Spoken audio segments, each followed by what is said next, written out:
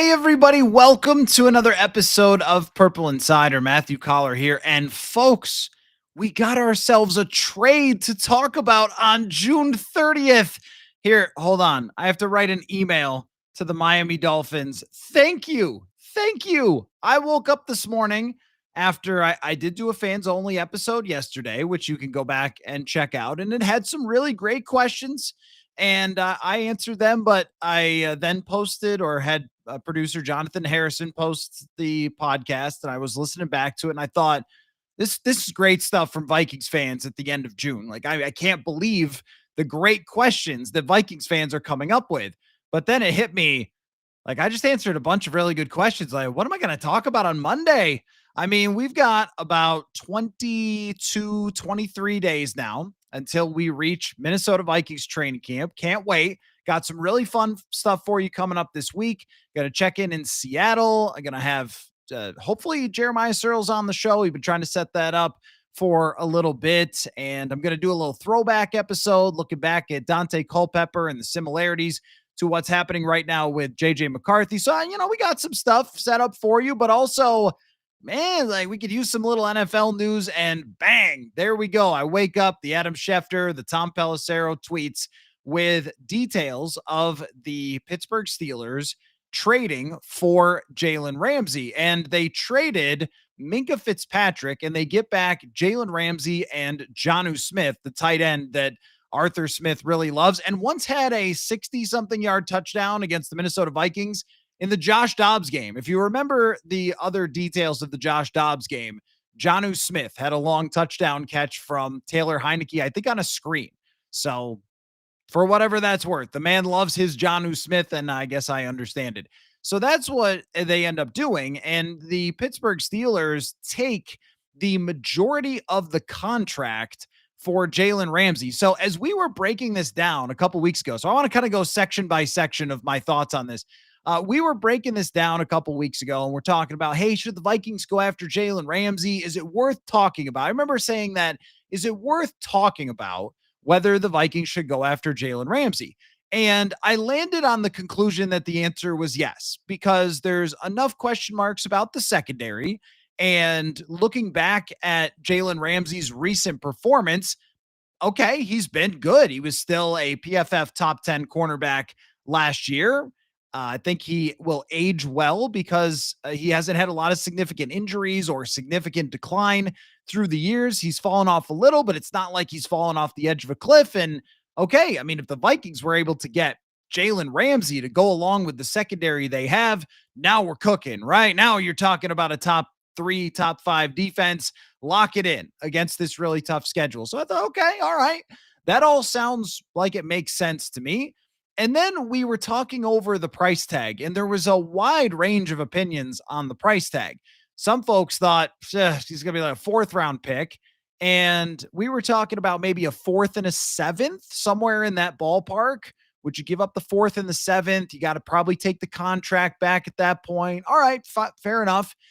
And then the price tag comes out today, which is it is a 5-time Pro Bowl player. Now, I've seen a lot of Pittsburgh Steelers analysts and talkers discussing that Fitzpatrick had fallen off last year, that he had not had as good of a 2024 as he had had in the past. I mean, he is a 3-time All-Pro, 5-time Pro Bowl player who has consistently, up until recently, ranked highly by PFF.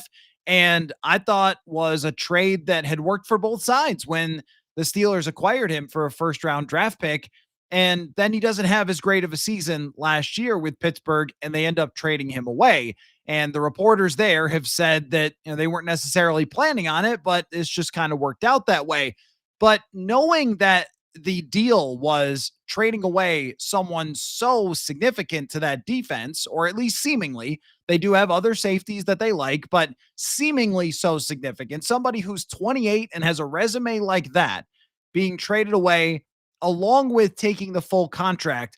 What was the equivalent of that? And, Matt brings that up. Don't know what the Vikings could have traded for him. Yeah. I mean, this is the issue is what could the Vikings have actually traded to match up what Pittsburgh was able to give away? The only, I came up with a couple of things. You mentioned Josh Metellus. Yeah, Josh Metellus and probably a higher draft pick. I mean, Metellus does not have the resume of Minka Fitzpatrick. So it would have had to been instead of a late round pick swap, maybe they have to give up a fourth or give up a third or even higher than that. Could they have given them Mekhi Blackman and then a second round draft pick or a third round draft pick? But is Blackman even enough? Because he doesn't have enough experience to really say, all right, this guy's going to be very, very good. Whereas Fitzpatrick has a long resume in the NFL of being a really good player. That I got to say, I did not anticipate. I thought this was going to be a classic. All right, here is a lower draft pick or middle draft pick. We'll take back the salary. Everybody sort of goes home happy. Miami doesn't have their problem anymore. That Ramsey is not happy there, and et cetera, et cetera. Like there's been a number of trades like that through the years. The one that comes to mind right away is Dallas trading Amari Cooper. And I think they traded him to Cleveland for a fifth round pick. And everyone went, oh, fifth round pick. Like Amari Cooper is pretty good, but the contract wasn't great. Cooper wanted out, probably. And you end up with, all right, that's just how this goes sometimes. I didn't expect Miami to get this much back in return and be able to rid themselves entirely from that salary. So I don't think that there is a place where the Vikings could have gone other than if they were in dire straits with the negotiations with Josh Metellus. I guess they could have dipped into the Josh Metellus.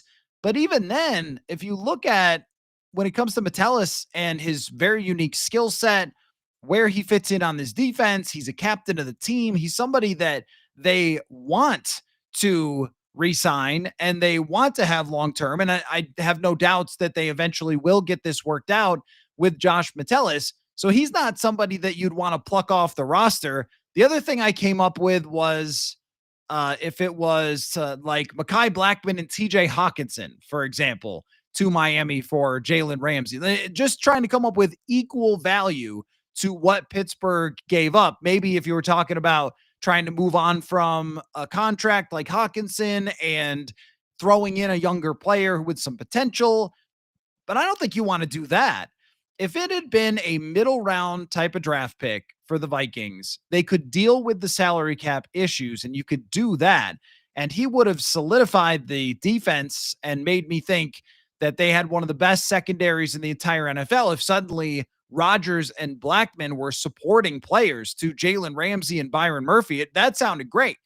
But where this team is at right now, 14-win team that just added $300 million, if you want to use that number, in contracts that they handed out this year in free agency, and keeping Murphy and keeping Aaron Jones and then adding to that all over the field to fix a lot of their weaknesses. This isn't really a spot where you'd be talking about let's lop somebody off. Like let's send somebody over the edge of the ship. That feels much more desperate from Pittsburgh. And I don't think the Vikings are in a desperate position, which is another thing I wanted to talk about.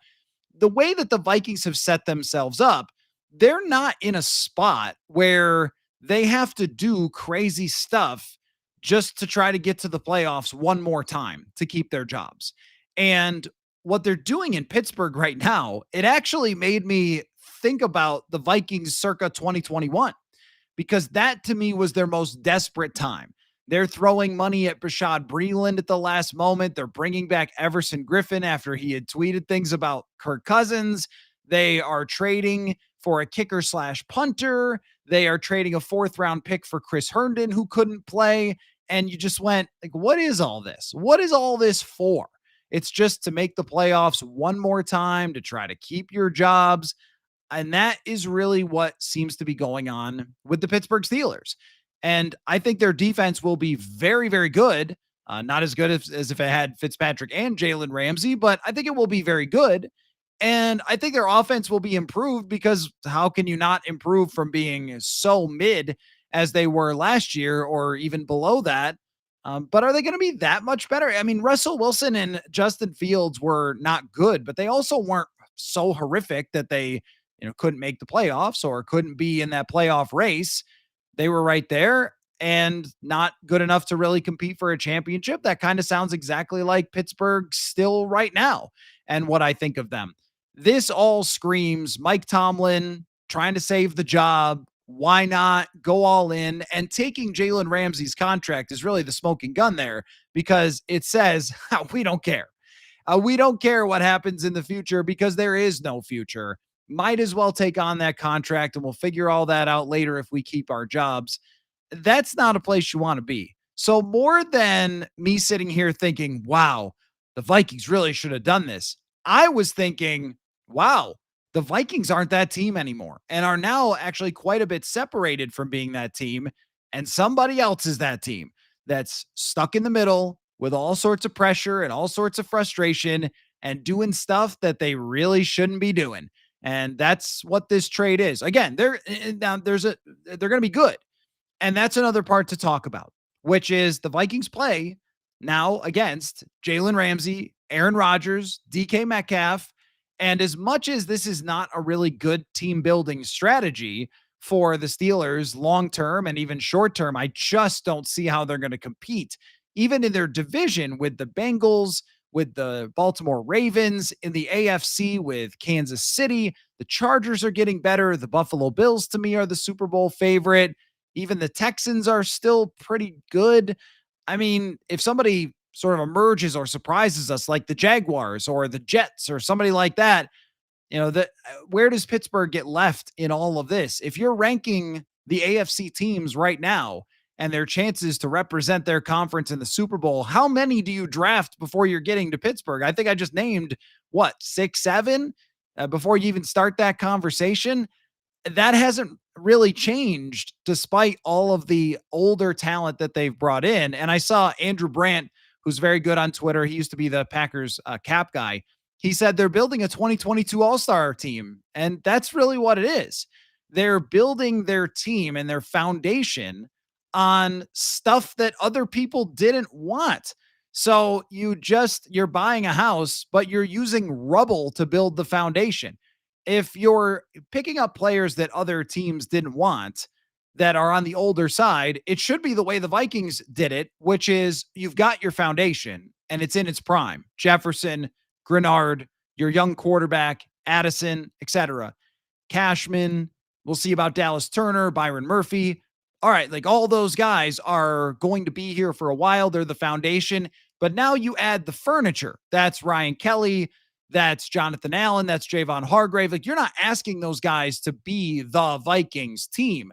You're asking them to enhance the Vikings team that just won 14 games last season, where it seems like Pittsburgh, they're not doing that. They're asking Metcalf to come in off the worst year of his career, play with Aaron Rodgers off the worst year of his career, and save the franchise. And now they're asking Jalen Ramsey in his 30s without Minkah Fitzpatrick there to take them to the next level as a defense. But the Vikings will have to play them. And all of those guys are still capable of doing great things in the NFL. So this is not a great day for Dublin. I mean, it's not a great day. They're on the Vikings schedule, and it would have been even harder if the Vikings had to go to Pittsburgh. So you get a bit of a break there. But it doesn't make it easier that the Vikings are now going to have to play a defense that has Jalen Ramsey on it against Justin Jefferson when they go overseas. And that battle, I mean, from a football watching enjoyment perspective, all right, that's some kind of matchup right there between Jalen Ramsey and Justin Jefferson. But it doesn't make it easier because they didn't have a guy before that I would have said, and their cornerback unit just wasn't that good. And I would not have said that there was anybody Justin Jefferson needed to be concerned about or that could have a chance of slowing him down. And now, when we're talking about Jalen Ramsey, there is that opportunity for Jalen Ramsey to give Justin Jefferson a harder time. Now, the one last part of this, and I'll get to your questions and comments after this. So, start throwing some questions in the comment section. The one other part of this is that now we pretty much know that the Vikings secondary is the Vikings secondary. And there are some free agents that are still out there, but this is your group, folks. Like, this is it. It is Mekhi Blackman. It's Isaiah Rodgers. It's Byron Murphy Jr., maybe Jeff Okudah, probably Dwight McGlothern. maybe Ambry Thomas, somebody else emerges in the back end of that unit. Zamaya Vaughn, who knows? That's it. It does not look like there is going to be another major addition. That doesn't mean there can't be an addition, and it can't mean it could mean that somewhere along the line, something happens. But as far as major additions, this would have been your major addition. It would have been Jalen Ramsey if they were to bring in an Asante Samuel Jr., who still doesn't have a job, or a Rasul Douglas. Like those are backup type players. They're Fabian Morrow type signings where you're just going, okay, whatever, right? Like that guy's not going to move the needle very much. Ramsey and Jair Alexander, those guys were the last frontier of, hey, this team can make one more big game-changing move, and they did not do it. So now we do go into training camp with a lot of questions about this group. That doesn't mean I think that when we say questions, it doesn't mean that I think it will fail or that I think they were wrong for doing it. It means that we're just not sure yet. I can see it. I could see Isaiah Rodgers being good. I could see Mekhi Blackman being good. And, we know that Byron Murphy is a very valuable player.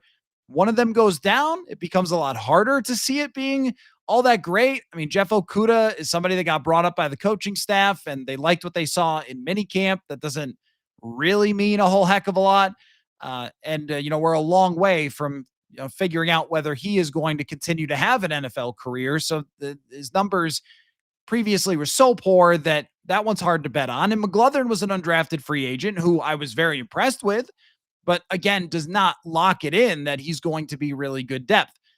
So we'll see as it plays out during training camp. Are they going to need to add someone else? And how good of a player could they even add, even if someone just gets hurt, like last year with Mekhi Blackman? But how good of a player could they even add, even if they wanted to? So this is your group. This is the unit in the secondary for the Minnesota Vikings. And there are question marks everywhere. They'll probably be mitigated by the fact that the front seven is absolutely ridiculous and has an argument as one of the top 3 or 5 in the entire NFL. But if there's one area, this entire roster, that will get a lot of attention through training camp on a day-to-day basis as they try to match up with Addison and Jefferson and Naylor and Hawkinson in these practices, is this secondary unit. And if it doesn't work out, maybe there will be some second guessing about Jalen Ramsey. I did see a little bit of that today on social media of like, hey, I mean, if you're going to go all in, go all in. But I don't think that the Vikings have to be all in that way. All in as in, let's do something dumb because we have to. Like, they're not all in that way. They're all in the, hey, Javon Hargrave, 2 years, 30 million, like, go for it. More of that kind of way of being all in, where high expectations doesn't have to equal Super Bowl or bust. It almost feels like when we talk about these teams, we only talk about them in 2 different ways. It's either you guys win the Super Bowl or everybody stinks and you should be fired, or you are rebuilding. And that's not really the case for the Vikings, where they are all in on this roster. They have spent tons of money around JJ McCarthy, but that doesn't mean that it's or bust. It doesn't just implode if this year doesn't result in them winning a Super Bowl, which to me says, don't do stupid stuff like trading major pieces out of your team that you really like for Jalen Ramsey, or taking on that huge contract, or giving up major draft capital. I think they would not have been able to really pull that off. So there are still questions. The game in Pittsburgh just got harder / more interesting. And the Vikings probably at the end of the day did the right thing here. So your thoughts and reactions. Let's see what you guys think. And also, it is a Monday with Maggie. So coming up in a little bit, Maggie Robinson has some headlines around the league and other things to look at as well. She is settled in at Syracuse University there and ready to go. So here we go. Christopher says, if the coaches didn't pursue him, I am going to say that they know what they're doing and trust their decision. 100% faith in KOC and Brian Flores. Well, we don't know what the coaches wanted. I mean, the coaches may have wanted Jalen Ramsey and may have thought, I don't know this, but they may have thought it was a great idea and would love to add him.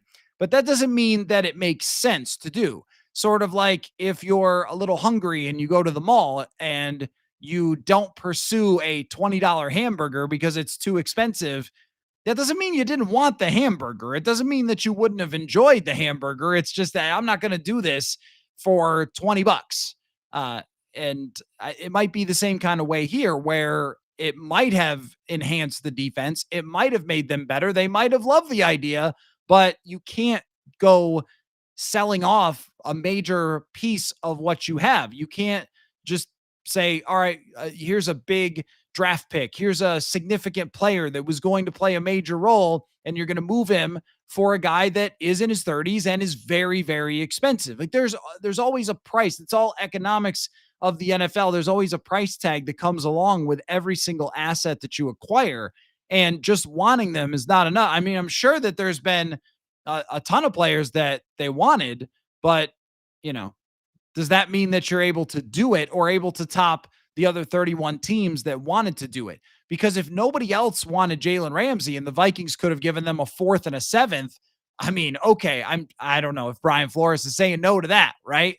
So I get what you're saying, that this coaching staff has proven that it deserves, kind of beyond a reasonable doubt of thinking that they know what they're doing and they know how to evaluate players. And absolutely, Brian Flores has proven that when it comes to defensive players.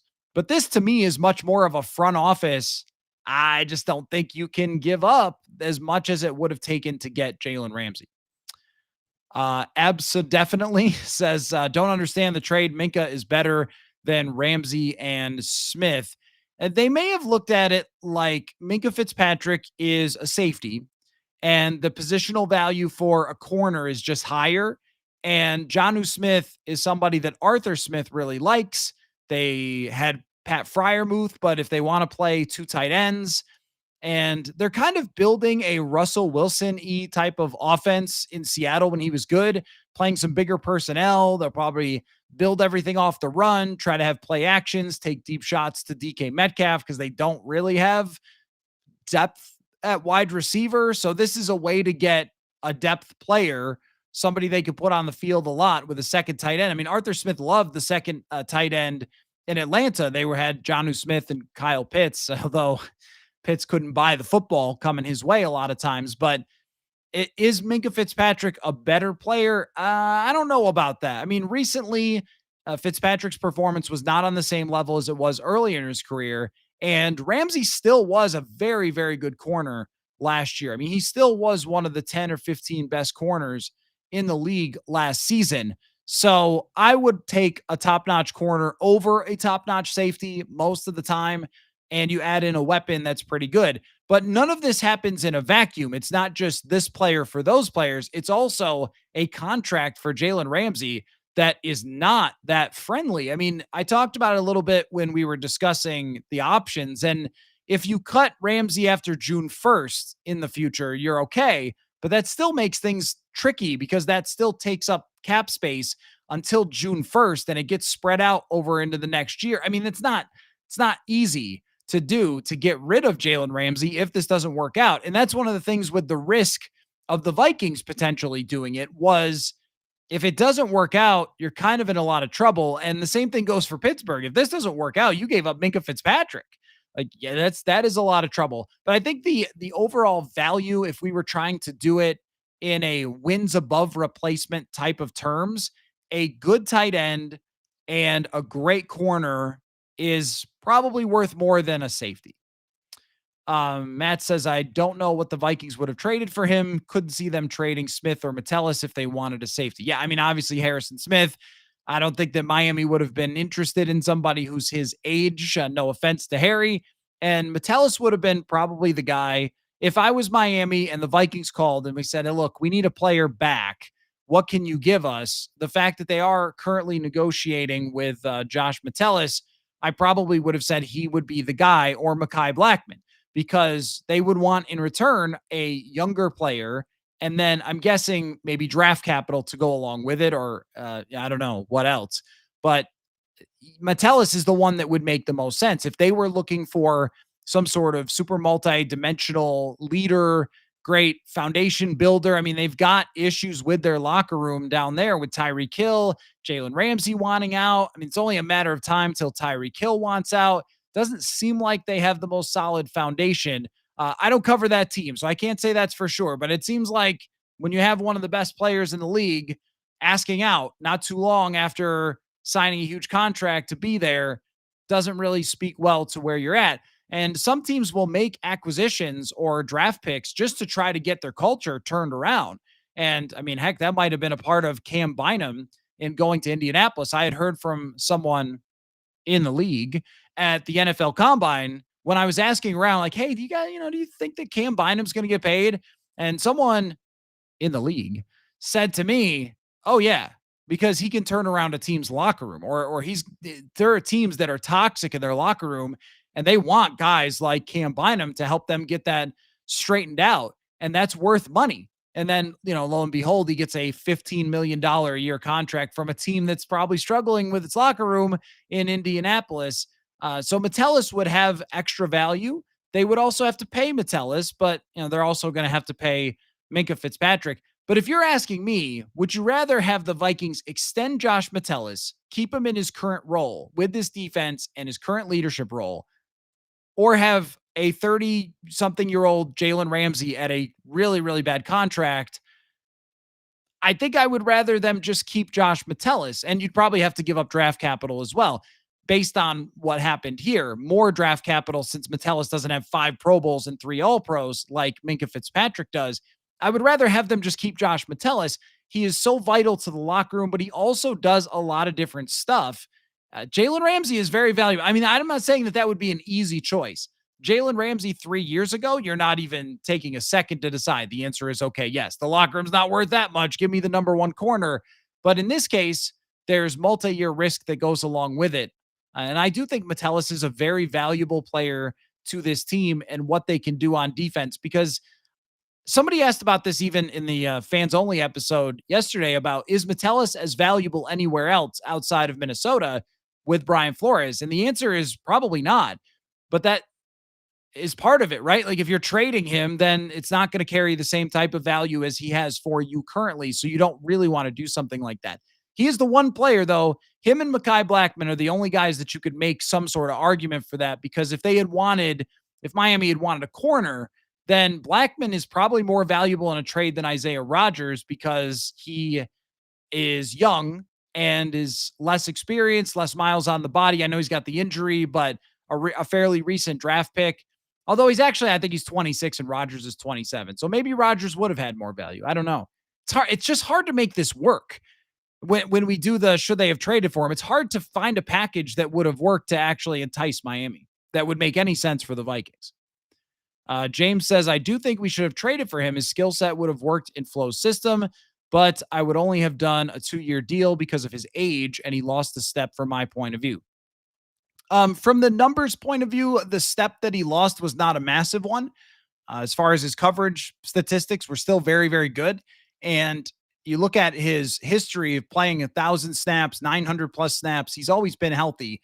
And I think that would have been a fine fit. We saw, heck, Stephon Gilmore came in and fit well with this defense. The quick twitch that you need to play man-to-man with the best. I mean, he makes that up in strength, in savvy, in knowledge. I think he's a very, very intelligent player. But the contract part of it does make it hard. I don't think that anyone debates, James, that he is a good player and would make any team better. I think he makes 31 teams better.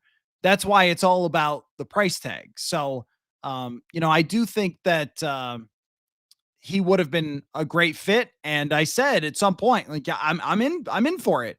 I'm good for it. I'm not going to change that opinion. Like, yeah, I'm still thinking that it would have been a really good idea. It's just, you got to figure out a way to make it work practically to also be into it. Like if you're going to say, and you're not saying this, James, I don't mean you're saying this, but the few people I did say, like, I thought that they were really all in, I guess they're not. And you're like, well, you got to make it work for me though.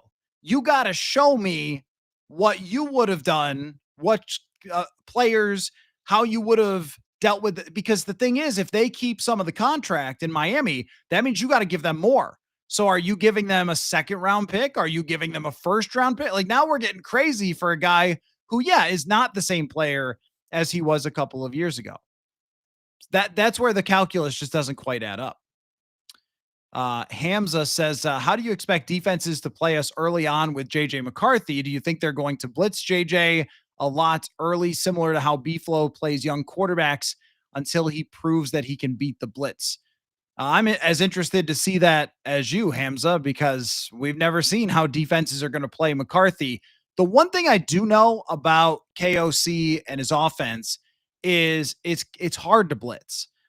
And the Rams pulled it off on some of those. They really figured out some tendencies and things like that from the Vikings. And I think one of the Vikings' tendencies was that they ran a lot of play action with bunch formations. So, play action, if you send a corner blitz against play action, the quarterback has his back turned to the defense and turns around. And then the guy's right there if he ends up as a free runner off the edge. And that happened a couple of times against the Rams. That was just the Rams being really great at what they do and their coach being really great at what he does. But overall, in general, it's not a great idea to blitz a KOC offense because that means, and I think Kirk was really good against the blitz under O'Connell, and I know that Darnold was last year. Because if you send an extra guy, then that's somebody who can't cover somebody. That's somebody can't cover Justin Jefferson. Somebody can't cover Jordan Addison. And he tends to build in answers. And I think Kirk used TJ Hawkinson a lot for this. Darnold used Aaron Jones sometimes for this or just whipped it deep. Darnold also made some incredible plays against the blitz last year, like against Atlanta when he threw that long touchdown. So that has to be factored into it as well. But I mean, it's interesting because when you have a young quarterback, oftentimes that's what you want to do. Like you want to test them. You're right. Brian Flores, if it's a young quarterback, hey, let's see what they can sort through. Let's see what they can figure out. But the answers are so built into this thing and there's so many weapons that if you send that blitz and there's somebody not covered, then there's a good chance that there's an answer built into that for JJ McCarthy. I think early on, well, I actually don't know because Eberflus in Chicago, when he was in charge, I don't think he was a big blitz guy, but I don't know what their new defensive coordinator is going to be like. Then they're playing Atlanta after that. Raheem Morris, I don't know. I mean, they had to blitz a lot last year, I think, just because they couldn't rush the passer. Maybe they'll improve. It'll be something to watch for sure. I do think that deception is usually the main thing that you're trying to throw at a rookie quarterback, like make him think. But that might also be an argument for playing coverage, is make him sit in the pocket and sort through the different coverages. So it could go one way or the other. It's a great question, and I'm interested to find out. I don't have the answer until we really see it, but I just know that if you're blitzing and you have a great pass catching running back coming out of the backfield, and you have wide receivers who are really good at this, and a tight end who's a great underneath option, it doesn't always work to just send the blitzes. Matt says, I do think the Vikings could make a splash trade before the season if McCarthy is exceeding expectations in camp. So does that have a lot to do with it, though? I mean, they've already made so many big moves around the idea that JJ McCarthy is going to be good. And they've already gone out and spent all this money. If McCarthy is just okay in camp, would that change? Would they say, no, no, no, let's not do it. Let's just save all the assets for the future? I don't think so, because they've already spent so much of the future's money and they've, not been afraid to deal future assets for things anyway when they've had their opportunities. I mean, maybe you're right. So last year they did kind of do this with Sam Darnold to some extent, but really the defense. When they went to Cleveland and saw that the defense was as dominant as it was, they, at least it feels like, went the extra mile for Stephon Gilmore and said, all right, okay, we'll meet your demands. Get over here, old veteran. We really actually need you because our defense could be great with one more corner. So maybe you're right. Maybe you're right. I just feel like when you win 14 games and you move on from Darnold and McCarthy comes in, even if he's just okay at camp, you're still in the mode to try to make a big trade. But what kind of trade are we talking? Are we talking about a trade for a defensive back? That makes the most sense still, but there's also some guys that are still out there. I mean, Russell Douglas, I mentioned Asante Samuel Jr. if you want to take the risk, Jack Jones is out there. Julian Blackman, to my surprise, has not signed anywhere. The Indianapolis Colts safety, that it was the guy that replaced, or Cam Bynum was the guy. Blackman was the guy that was replaced by Cam Bynum, and his numbers were okay, but he hasn't landed anywhere yet. So there are still some names on free agency that they could go get. I just am curious about which thing when you're talking about big trades. I'm not really sure that there is a splash trade to be had that's out there. I mean, Kwesi has shown he is not afraid to make trades. He loves to make trades, but who is it? Because there isn't a lot of extra buzz when it comes to guys on the trade block right now. James says, let's restart the Sauce Gardner trade rumors. Would love to have Sauce. Yeah, I mean, of course, that's another situation where the Jets, it would be shocking if they just didn't sign Sauce Gardner to a pretty big contract. These trades with guys like Jalen Ramsey, usually it has to get to the point where someone is publicly unhappy. How many of these type of deals ever really surprise us? Normally, we've got a pretty good sense for somebody being unhappy or someone being on the trade block, and then it happens. I'm just not sure I've seen other players at this point. We knew Alexander was either going to get traded or cut. We knew that Ramsey was going to go. Is there somebody else that the Vikings could look at? And do they have to? I mean, they've got one of the best rosters in the NFL. I would say that it's better right now to let this play out through training camp and then see where you're at. Let it play out through the first part of the season and then see where you're at. And if you're in a position where you feel like you have to make a trade. Six Shooter Nation Gaming says, I'm sure Viking Nation knows. Just wait till the season start. You're going to be shocked and surprised about the defense. Shouldn't anything surprise you about this defense, but wait. I don't know what would be shocking about the defense. They were in the top 5 last year. So unless you mean shockingly bad, which I don't think you mean, I think you mean shockingly good, or unless you're referring specifically to the secondary. Now, if you're referring specifically to the secondary, then I can buy into what you're saying, because if what you're doing is siding with Brian Flores and his eyeballs for identifying talent, well, he's got better eyeballs than we do, right? At looking at an Isaiah Rodgers, looking at a Mekhi Blackman, and making his bets on those guys, and even a Dwight McGlothern. The Jeff Okudah thing happens all the time, and I'm not sure, how that's going to play out. But just when it comes to Flores identifying talent, and if you're saying that you're believing in this secondary, I mean, I tend to side with you on that. I tend to side with you to say that Flores is good at identifying guys without a huge sample size of having seen them play. He doesn't need someone to be in the league for 5 years to know if they're going to be a fit. So it's more likely than not, especially paired with the front seven, that Flores is going to be right about Isaiah Rodgers, about Mekhi Blackman and Byron Murphy making up a good secondary. And even last year, it's not like they needed somebody that was incredible in that secondary outside of Murphy having a great season, but Shaq Griffin and Stephon Gilmore got the job done. So part of it is just the system in the front seven as well.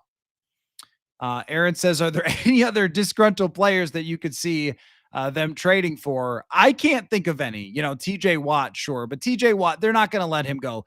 That's like a Myles Garrett situation where they're going to have a staring contest for a while. They're going to be unhappy. They're going to be unhappy. They're going to fight about the contract, and then eventually it will get done. It would be absolutely shocking if TJ Watt got traded by the Steelers. They want him to be a Steeler for life. If I had to guess, I'm going to say he wants to be a Steeler for life, but he just wants to get what Myles Garrett is getting, and they'll very likely make that work. But are there any other disgruntled players? I mean, that's sort of a funny way. Like, anybody else mad who wants to be a Viking? Anybody? You over there?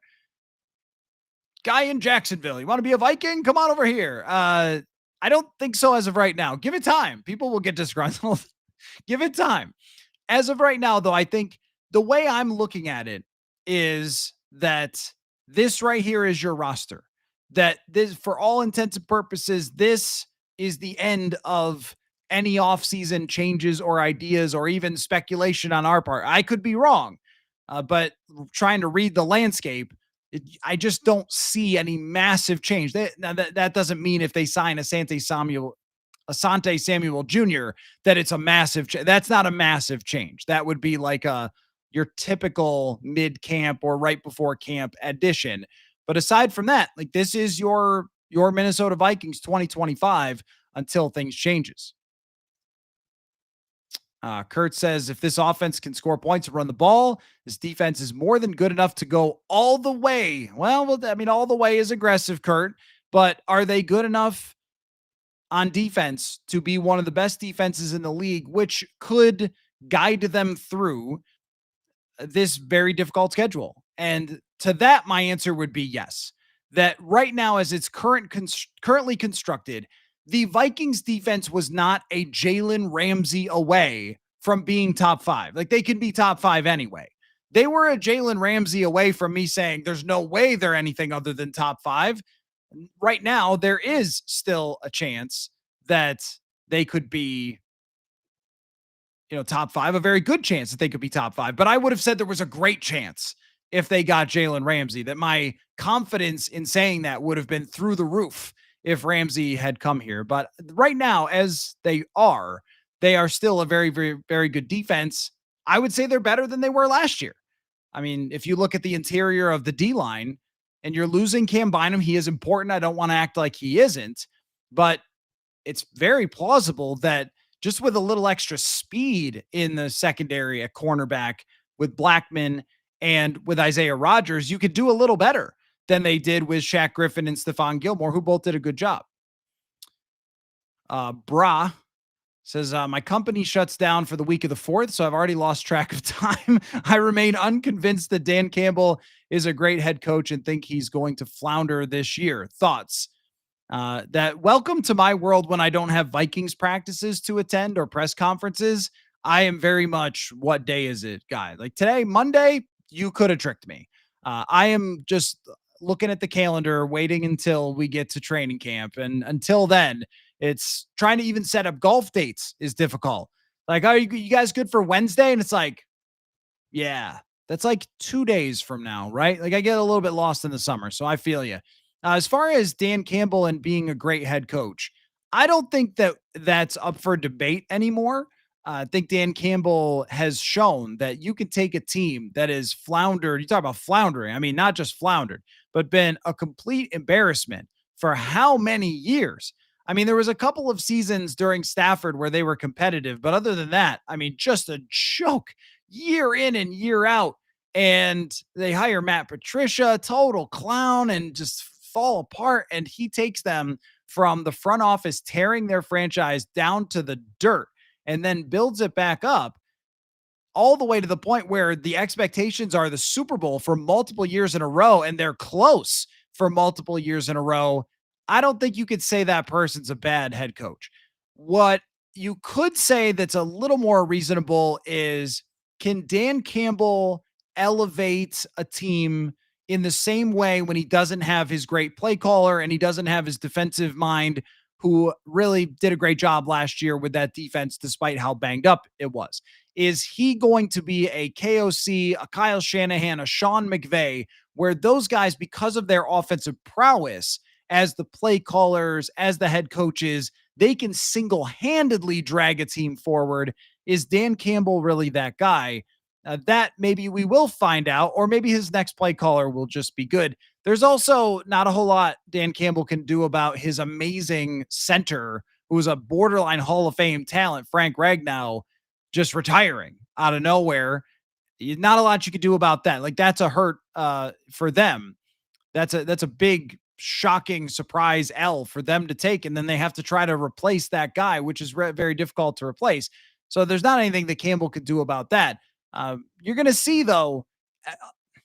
I mean, I think you're going to see a transition period. But then the reason I stopped myself was I was thinking about Philadelphia and how Nick Sirianni, people were declaring Nick Sirianni total clown. This guy just lucked into a Super Bowl because he had a great offensive coordinator and he was on the hot seat, like most likely coaches to get fired if Philadelphia didn't start out great last year. And the guy wins the Super Bowl because he got the right OC. So a lot of it depends for anybody on, does your team stay healthy? Do your coordinators do their jobs? Are they good? What do you have as a roster? But I think we've already decided the great Dan Campbell debate is that he is a very, very good head coach.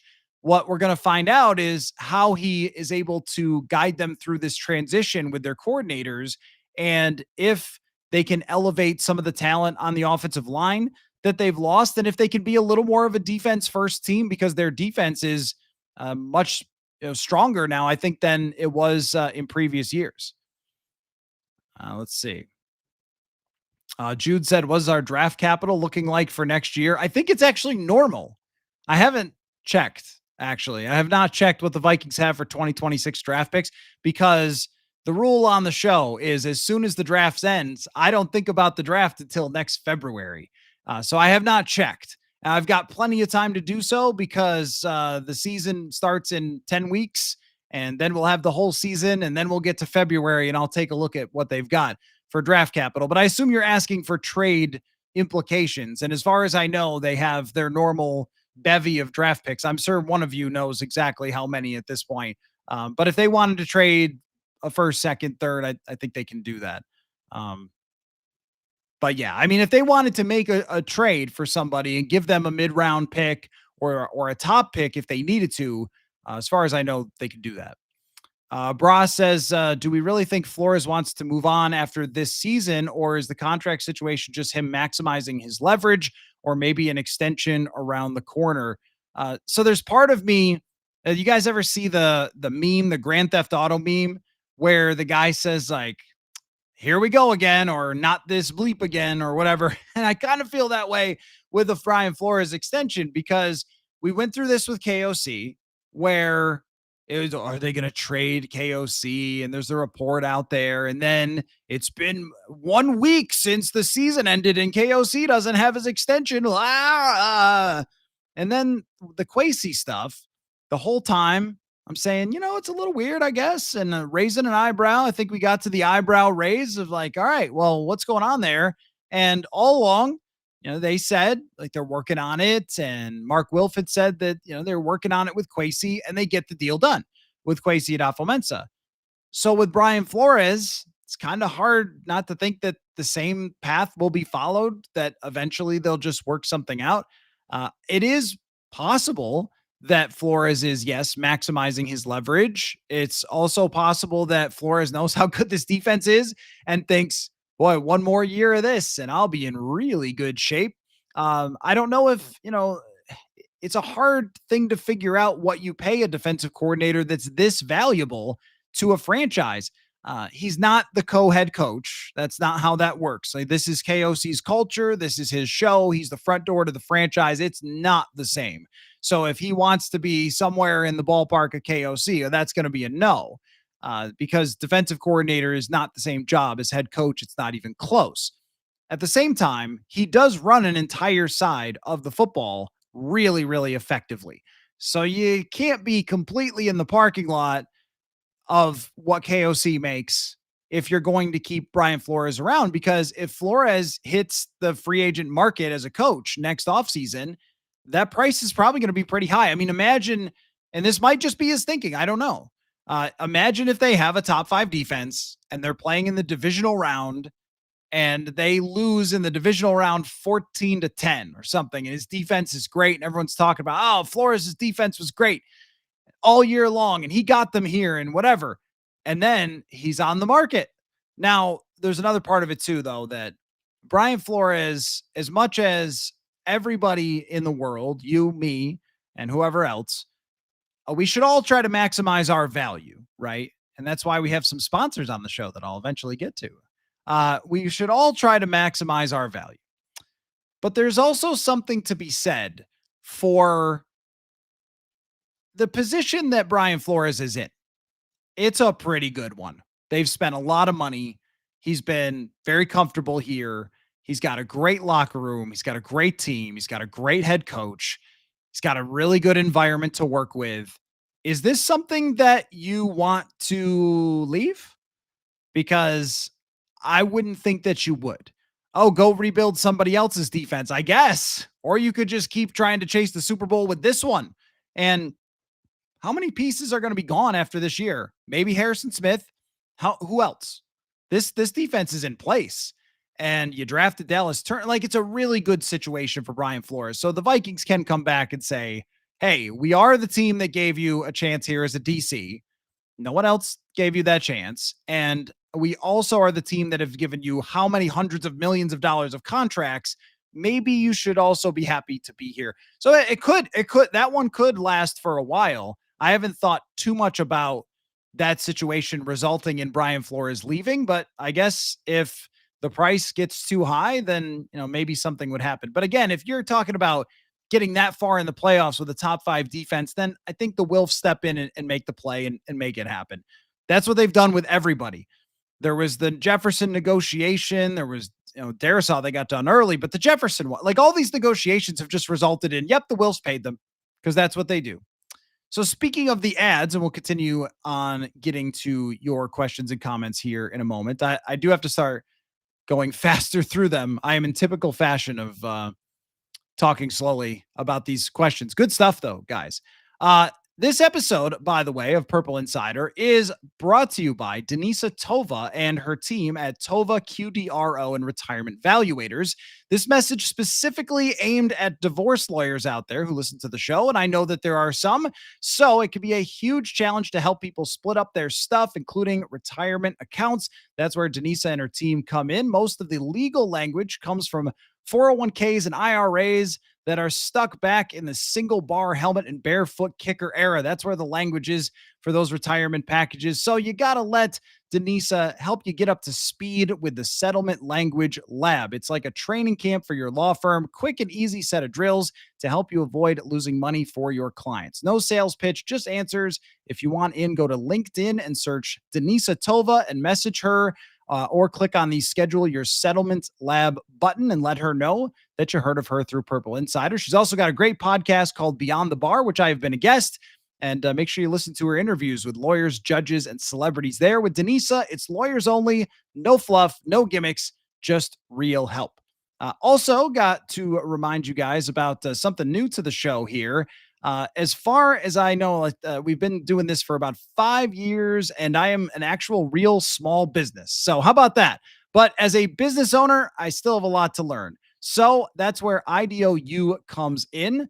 What I'm learning is to jumpstart my company's growth with IDOU for taking some courses about how to be more innovative with their award-winning methods that will help me bring Purple Insider to the next level and deal confidently in a changing media landscape. One of the things that's overwhelming to me is AI. I mean, it's everywhere now and everyone's talking about it. IDOU has a whole suite of AI and design thinking programs that are helping me learn how to combine AI tools with human created and centered design to boost creativity and solve problems. That's just one example, but all sorts of answers. Classes start soon, so enroll today for a limited time. IDOU is offering my listeners 15% off site wide. Go to IDEOU.com/Purple Insider for 15% off. So there you go.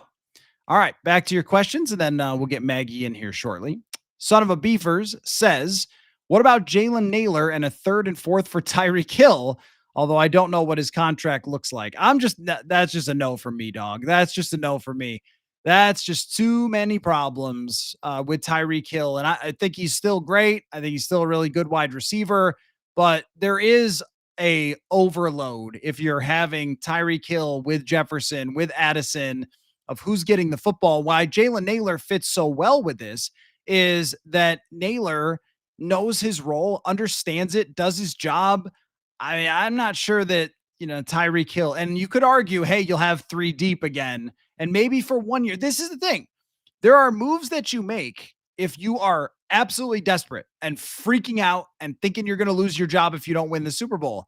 That would be like trading for Tyreek Hill. They're not in that position. They can let it play out. Naylor catching 40 passes and having Jefferson and Addison and Hawkinson thrive.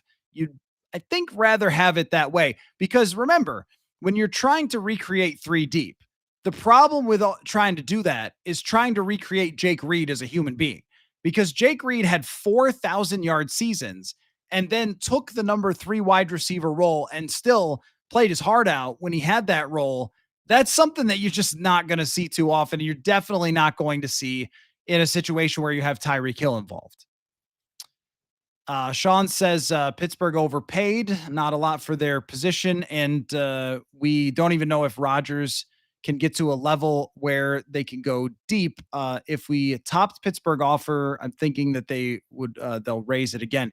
Yeah, I don't know about like overpaid in that position with Minka Fitzpatrick. It seemed like they might have kind of been done with him a little bit, and I'm not really sure I fully understood the second half of the comment, but I think they dealt a safety who's a really good player for a corner who's a great player and a tight end who's good. So the negative side of it is that they're taking back his contract and he's on the older side. That is pretty tough. That's pretty tough. To take that contract, that is such a short-sighted, short-term type of move to take that contract. And if Fitzpatrick, if they don't believe that he's as good as he used to be, or he's got some conflict with Mike Tomlin or whatever else, and they didn't grade very well in the NFLPA study, whereas you would have expected with Mike Tomlin that they would have, but maybe there were some issues with the head coach in the locker room last year. And if that's the case, then you can understand why they'd be willing to move Fitzpatrick. But just for a player for player standpoint, I don't think that they overpaid. They gave up a really good safety for a great corner and a great tight end. But there's also maybe an argument that they shuffled around the deck chairs a little bit. Like, how much better did you really get if you're losing that player and bringing in somebody else that's close or equal talent? Nick says, we as Vikings fans like to call Harrison Smith a future Hall of Famer as an unbiased reporter. Thank you. Is he a lock, near lock, or outside case? Couple quick factors to that. The Hall of Fame monitor on Pro Football Reference does not like Harrison Smith's chances to go to the Hall of Fame. Defensive backs, it is very tough to get into the Hall of Fame. He has 6 Pro Bowls. That does not lock you into the Hall of Fame. Tim McDonald is a great example of a safety who was great in his era, made 6 Pro Bowls, did not get in. And I doubt will ever get in. I don't even think anyone talks about Tim McDonald. But during his time with San Francisco, played with the Raiders, like he was considered to be a great player for his era and made 6 Pro Bowls. But I don't think he ever got much Hall of Fame consideration. Few things working against him is some of those all-decade teams that he didn't make, only one All-Pro, and just as far as the hype goes, he's never been his own biggest promoter. He's not a podcaster. He is one of the most quiet players that you're ever going to run across. It's only in recent years that we've sort of prided out of him to, do interviews and talk a little bit more about himself and stuff like that. But he's not somebody that's out in the media all the time, which does help the case. And his team hasn't won the Super Bowl or even appeared in the Super Bowl while he's been playing, which is not his fault, but it matters. I mean, you look at the Hall of Famers, most of the time they made a Super Bowl, and that means you get a whole playoff run worth of hype. If the Vikings were to make the Super Bowl this year, who do you think they're talking about on the defensive side all the way leading up? Harrison Smith, the future Hall of Famer. And if they say it enough times on TV, it becomes the truth. But from my objective analysis of his career, his statistics, I did an article on this actually 2 years ago where I talked to Andrew Sendejo and talked to Anthony Harris about playing with him. And I think that he does belong in the Hall of Fame. And this is where PFF data is huge for us, because if you look at the PFF data, it pretty clearly shows you this massive impact that Harrison Smith has had on the Minnesota Vikings over his time here, that he has been an elite player year in and year out. And he's been at that level of someone who elevates a franchise, especially in his prime. But that doesn't mean you're going to make it. And the Hall of Fame decided last year that they were going to make the Hall of Fame smaller, which to me is a bad idea. They should be making it bigger. There's so many people who are not in that are deserving. It needs to be bigger. And if they're going to stay with that, if they're going to stay committed to this bit of only putting in a couple of guys every year, 2-3 guys to make it the elite of the elite, Harrison Smith's probably going to get left out of that conversation unless he has 6 interceptions this year and they go to the NFC Championship and he makes a key play.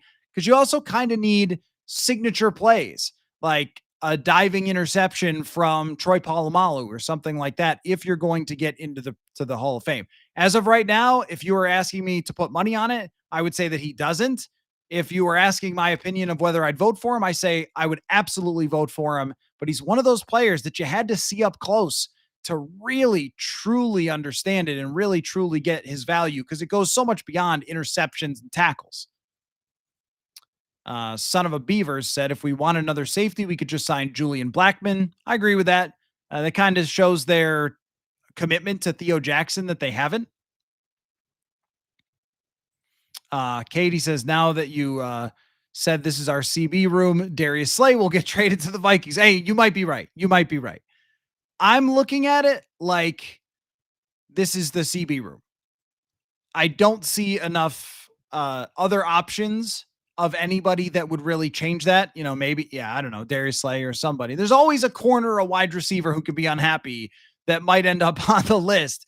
But I just don't feel like they're going to make a move unless they do not like what they see during training camp. But you're right. You know, sometimes the podcast jinx has kind of gone away in recent years. I was live when they made big moves in free agency. Maybe that just do more podcasts. So news tends to break when I'm like on the air. But you're right about that. That could be, it could be the Purple Insider podcast jinx where I say, nope, guys, they're all set in the secondary and they make a move tomorrow. We'll see. I don't think so, though. I actually do think that they have very real confidence in what they have in the secondary. Aaron, I have not done a 53-man projection. That sounds like a full podcast to me, doesn't it? Maybe even a porch pod. Supposed to record a porch pod on Thursday. We'll see. We'll see. Vix says, we're so good with our pass rushers that we need to take a calculated risk in our cornerback room. Don't get me wrong. I believe in the staff in the cornerback room, but it wouldn't make sense to give up capital players. Yeah, that's what I totally agree with that. And when so much of your team building has been based on chemistry, you can't just say we're going to take a major player and trade him away in the middle of the summer and feel like that's going to be fine. That seems too Madden-y. Like on Madden, you can do this. You could say, all right, Blackman and a third, and then you get Jalen Ramsey, which I don't think would have gotten the job done. Or Metellus and a second. You get Jalen Ramsey. Well, that sounds great. You don't have a second for next year, and they need draft capital. But taking Metellus away, to me, would be such a big hit for the chemistry of this team and the leadership of this team, plus the versatility of this defense, just wouldn't be something I'd be interested in doing. Like these things happen in real life. And if you're inside the locker room and they do something like that, like, you know, it's a business, but you're also like, whoa, hey, like trading away somebody who's been so important to us.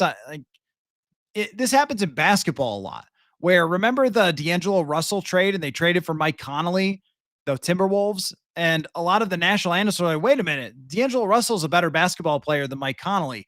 But Mike Conley was an unselfish player and a better fit in the locker room than D'Angelo Russell, and it worked out much better.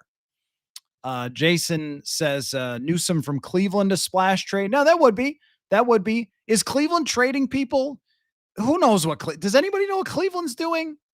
Is Cleveland like trying to win? They didn't start to tear the whole thing down. So are they trying to win or are they trying to kind of rebuild on the fly or what? Like, what are they really doing? I don't know what exactly they're really doing. The Vikings have 7 picks, not including the comp picks. I'm glad we could work comp picks into the show. Major 33. I appreciate that. Yeah, they will get some comp. You guys will be losing when they announce that. Oh, we're gonna have to do an emergency podcast. Vikings get a third and a fourth. Steven says there's some halfway decent veteran corners that could push the CB3, CB4 snaps still on the market that won't cost much, including 0 future draft capital. Yep, I agree with that. The Rasul Butler, the Asante Samuel Jr., yep, those could be players that they could go out and get to help their depth if they don't love it. Steven says, who's the leader in the clubhouse for the coveted Mr. Mankato for 2025? Wide open, man. It's wide open. It's always wide open. Who would, I think tight end threes, because I'm thinking who would make enough plays in preseason to get attention? Because of course, you know, we're going to be doing reports and I'm going to be doing live shows breaking down every practice, but It's the preseason games that put guys on the map for Mr. Mankato. They got to make some plays in the games. Somebody who's a pass rusher, interior defensive lineman, Tyrion Ingram Dawkins might be one of those guys, a 5th-round draft pick that could get a few sacks. I could see that. I could definitely see that. I think it's wide open because there's just not that many draft picks to really pick a favorite. Gavin Bartholomew, Ben Urasek, Bryson Nesbitt. I mean, we're going deep on the roster, but you never know. Dan Triseno one time showed up and made the team as a guy who had basically never played football. So it happens. We'll see. It should be a great run, though, for Mr. Mankato. I'll have to put a little more thought into it and make my full list of trying to put odds on Mr. Mankato. If you guys got a favorite, let me know. Steven says on the flip side, is there a player the Vikings could trade away, such as a depth piece? I wouldn't want to. There's nobody for me that I'm looking at saying, oh, yeah, they could move this guy to go get somebody or whatever. I mean, who would you want to give away? They should be pretty happy with the way that they've built this roster. There isn't really anybody that, oh, well, this veteran is kind of run his course with the team. They already moved on from those guys that have run their course with the team. Just, for example, like Garrett Bradbury. I've always respected Garrett Bradbury. I thought he was somebody that could have used a couple better guards next to him, that could have helped out a little bit and so forth, but it had just run its course. They just couldn't play that way anymore with Garrett Bradbury as their center. So they move on from him. There aren't any players that I could think of that are really like that. Okay, one more question, then we'll bring in Maggie Robinson. Kevin says, I'm at the point where my expectations are 0 when I think they will be terrible. They have a historical year. Oh, that's definitely true, Kevin.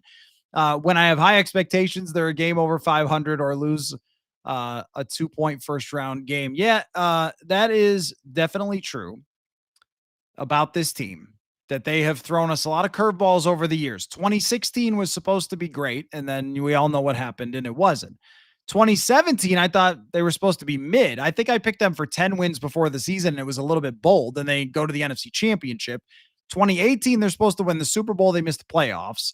And then last year, they were supposed to win 6 games, and they win 14. So they do tend to throw you curveballs, which is what makes football fun, doesn't it, Kevin? That we never really know what is around the corner. But for this team, I am at this point, and there's so far to go, on pretty confident ground that they're going to be right there in the NFC North. There's just so much talent. And I was looking at the team just at one point during minicamp, just looking around like, okay, that position, you're doing attendance. That's what we do out there, And I'm like, oh, Silas Bolden's a good pick for Mr. Mankato, by the way. And I'm just like, this team's really good, man. There's like a lot of really good players who are in their primes on this team. But you're right. You never really know. Can't predict football. All right, it is time for the triumphant return of intern Maggie Robinson, who started out on the show as a NFL producer and then now is back to being a student, Syracuse University, there as a grad student, ready to show off to all those kids who are important broadcasters or think they are. They're going to be the next Bob Costas. They all think they're at Syracuse. So you are there amongst the egotistical orange children. How's that working out for you so far, Maggie? Today was day 1. It was 18th grade. Weird to be back in school for sure after a little 2-year gap, but I will say it's this is such a cheesy answer, but I'm genuinely so juiced up. It's so exciting to be back and learning something and like to know that I'm going to learn all the tricks of the trade and the actual legitimate ways to be a journalist. Cause I feel like a lot of times nowadays people are like, why are you going back to school? You worked at the NFL. You could just do it right now without a degree.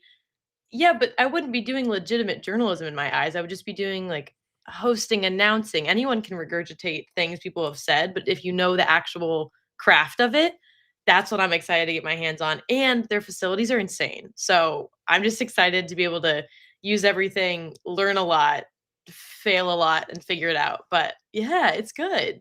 Well, that's very exciting for you. And having gone through journalism school, I learned most of the stuff by doing stuff like you're doing right now. I mean that just doing internships, getting to know people, getting on the job. So hopefully you get lots of opportunities there to beat out all the frat bros that think they're going to be the next Mike Tirico, and you'll do fine. I'm very, very confident in that, though. But it's exciting.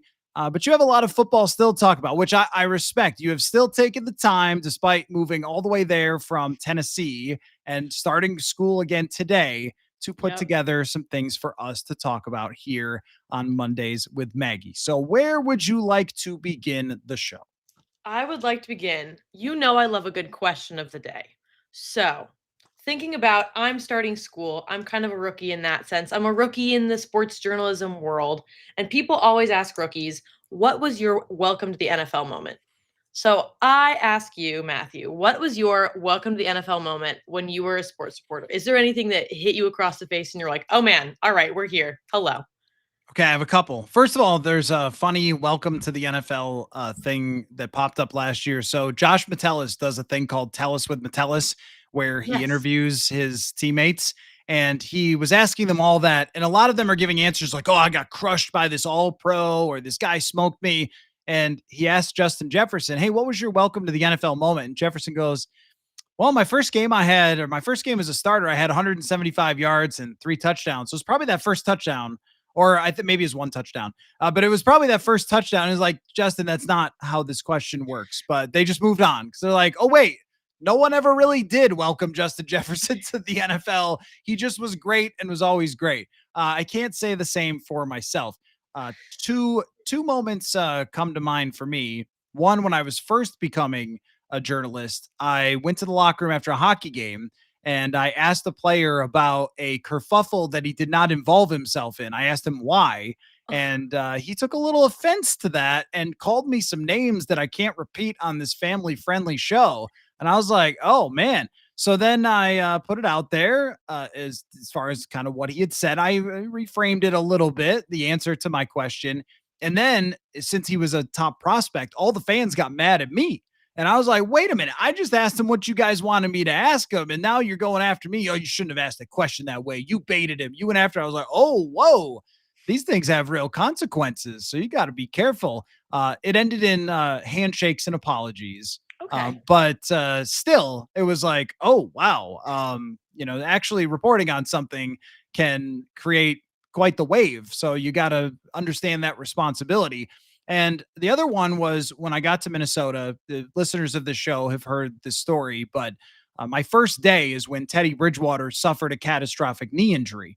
Oh, That wow. was my first day moving to Minnesota. I wasn't actually on the job yet. My first day on the job was going to the state fair where they were doing their live broadcast, the radio station 1500 ESPN that brought me here. And in the middle of the ride out there, the Vikings traded for Sam Bradford. So my first day is Teddy Bridgewater suffering a catastrophic injury. And my second day is going out and having to break down a massive trade of a first round draft pick for a new quarterback with my first time ever going on the air in this radio station. And then I went into the media room and asked a couple of other reporters, like, man, this is crazy. Is it always like this? And they were like, oh, yeah. Yeah, it's always like this. Yep, all the time. And I was like, what? No way. It can't be this crazy. And oh, yeah. And Vikings fans know it is absolutely like this all the time in Viking land, and it has not stopped since I got here. But at least I was prepared for it from day one. Yeah, absolutely. I mean, it feels like you guys always have things going on, exciting things, but I think it puts into perspective. Well, right now, no, there's absolutely nothing going on right now. But Well, I just think sometimes it's crazy things. It's exciting things sometimes, but it's also things that are so unfathomable. Like I'm not sure if you're aware of this. The roof collapsed one time, not when I was here, but the roof of the Metrodome oh, I didn't know that. That's news to fell. me. Oh, this is great. People are going to enjoy me telling you Okay, please about regale me with your Vikings story. history. Well, the Metrodome was where they used to play, not US Bank Stadium, and the baseball team played there as well. And it was kind of a dump. And there was a really bad storm in the winter 2010, and the roof fell in. And you can Google, there's pictures of it. It just went, poof, right? So there's that. And then that same year where they traded for Sam Bradford, Mike Zimmer hurt his eye and had to miss a game and then coached another game with an eye patch like How this. wait, really quickly. How do you hurt your eye coaching football? So that was a mystery because the Okay. same night that he hurt his eye, the next day the offensive coordinator quit and they were 5 and 2.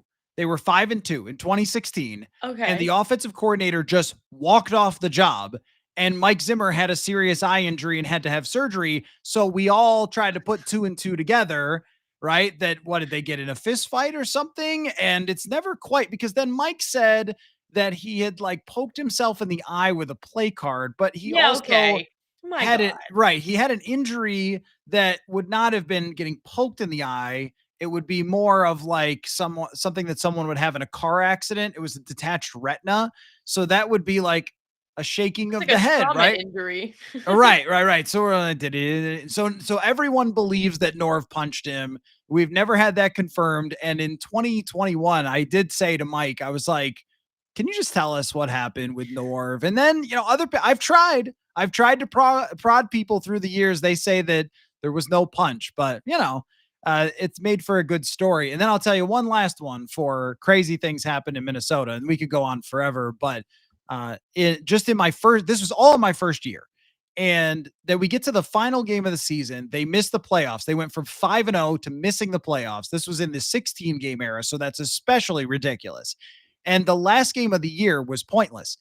A protester snuck into the stadium, climbed himself up onto the trusses of the stadium, these huge Yep. things that hold the roof up, the one that doesn't collapse, and attached a climbing gear thing and propelled Like down. And rappelled down from the yes, roof?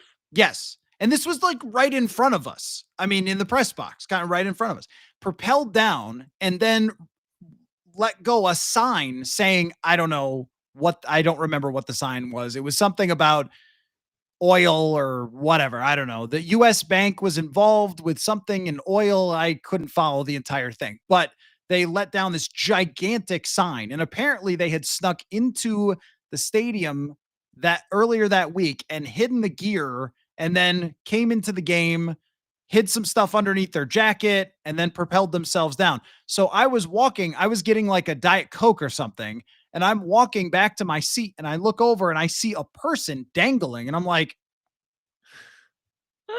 is this a bit? Cuz in Jacksonville they have the mascot going to Yep. propel down, not a bit. And then, just to add to the story, one of the reporters found the person's phone number and called them. They were wearing a Brett Favre jersey. This all happened. You can look it up. Oh my gosh. And it all sounds made up, but it was real.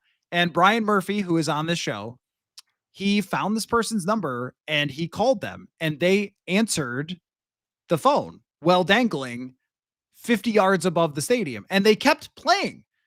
They were just, I mean, he wasn't over the What? field, they were over the stands, but they just got the people out from the stands and they kept playing the football game. And I will tie this into one more insane thing. Now, this is really going to blow your mind.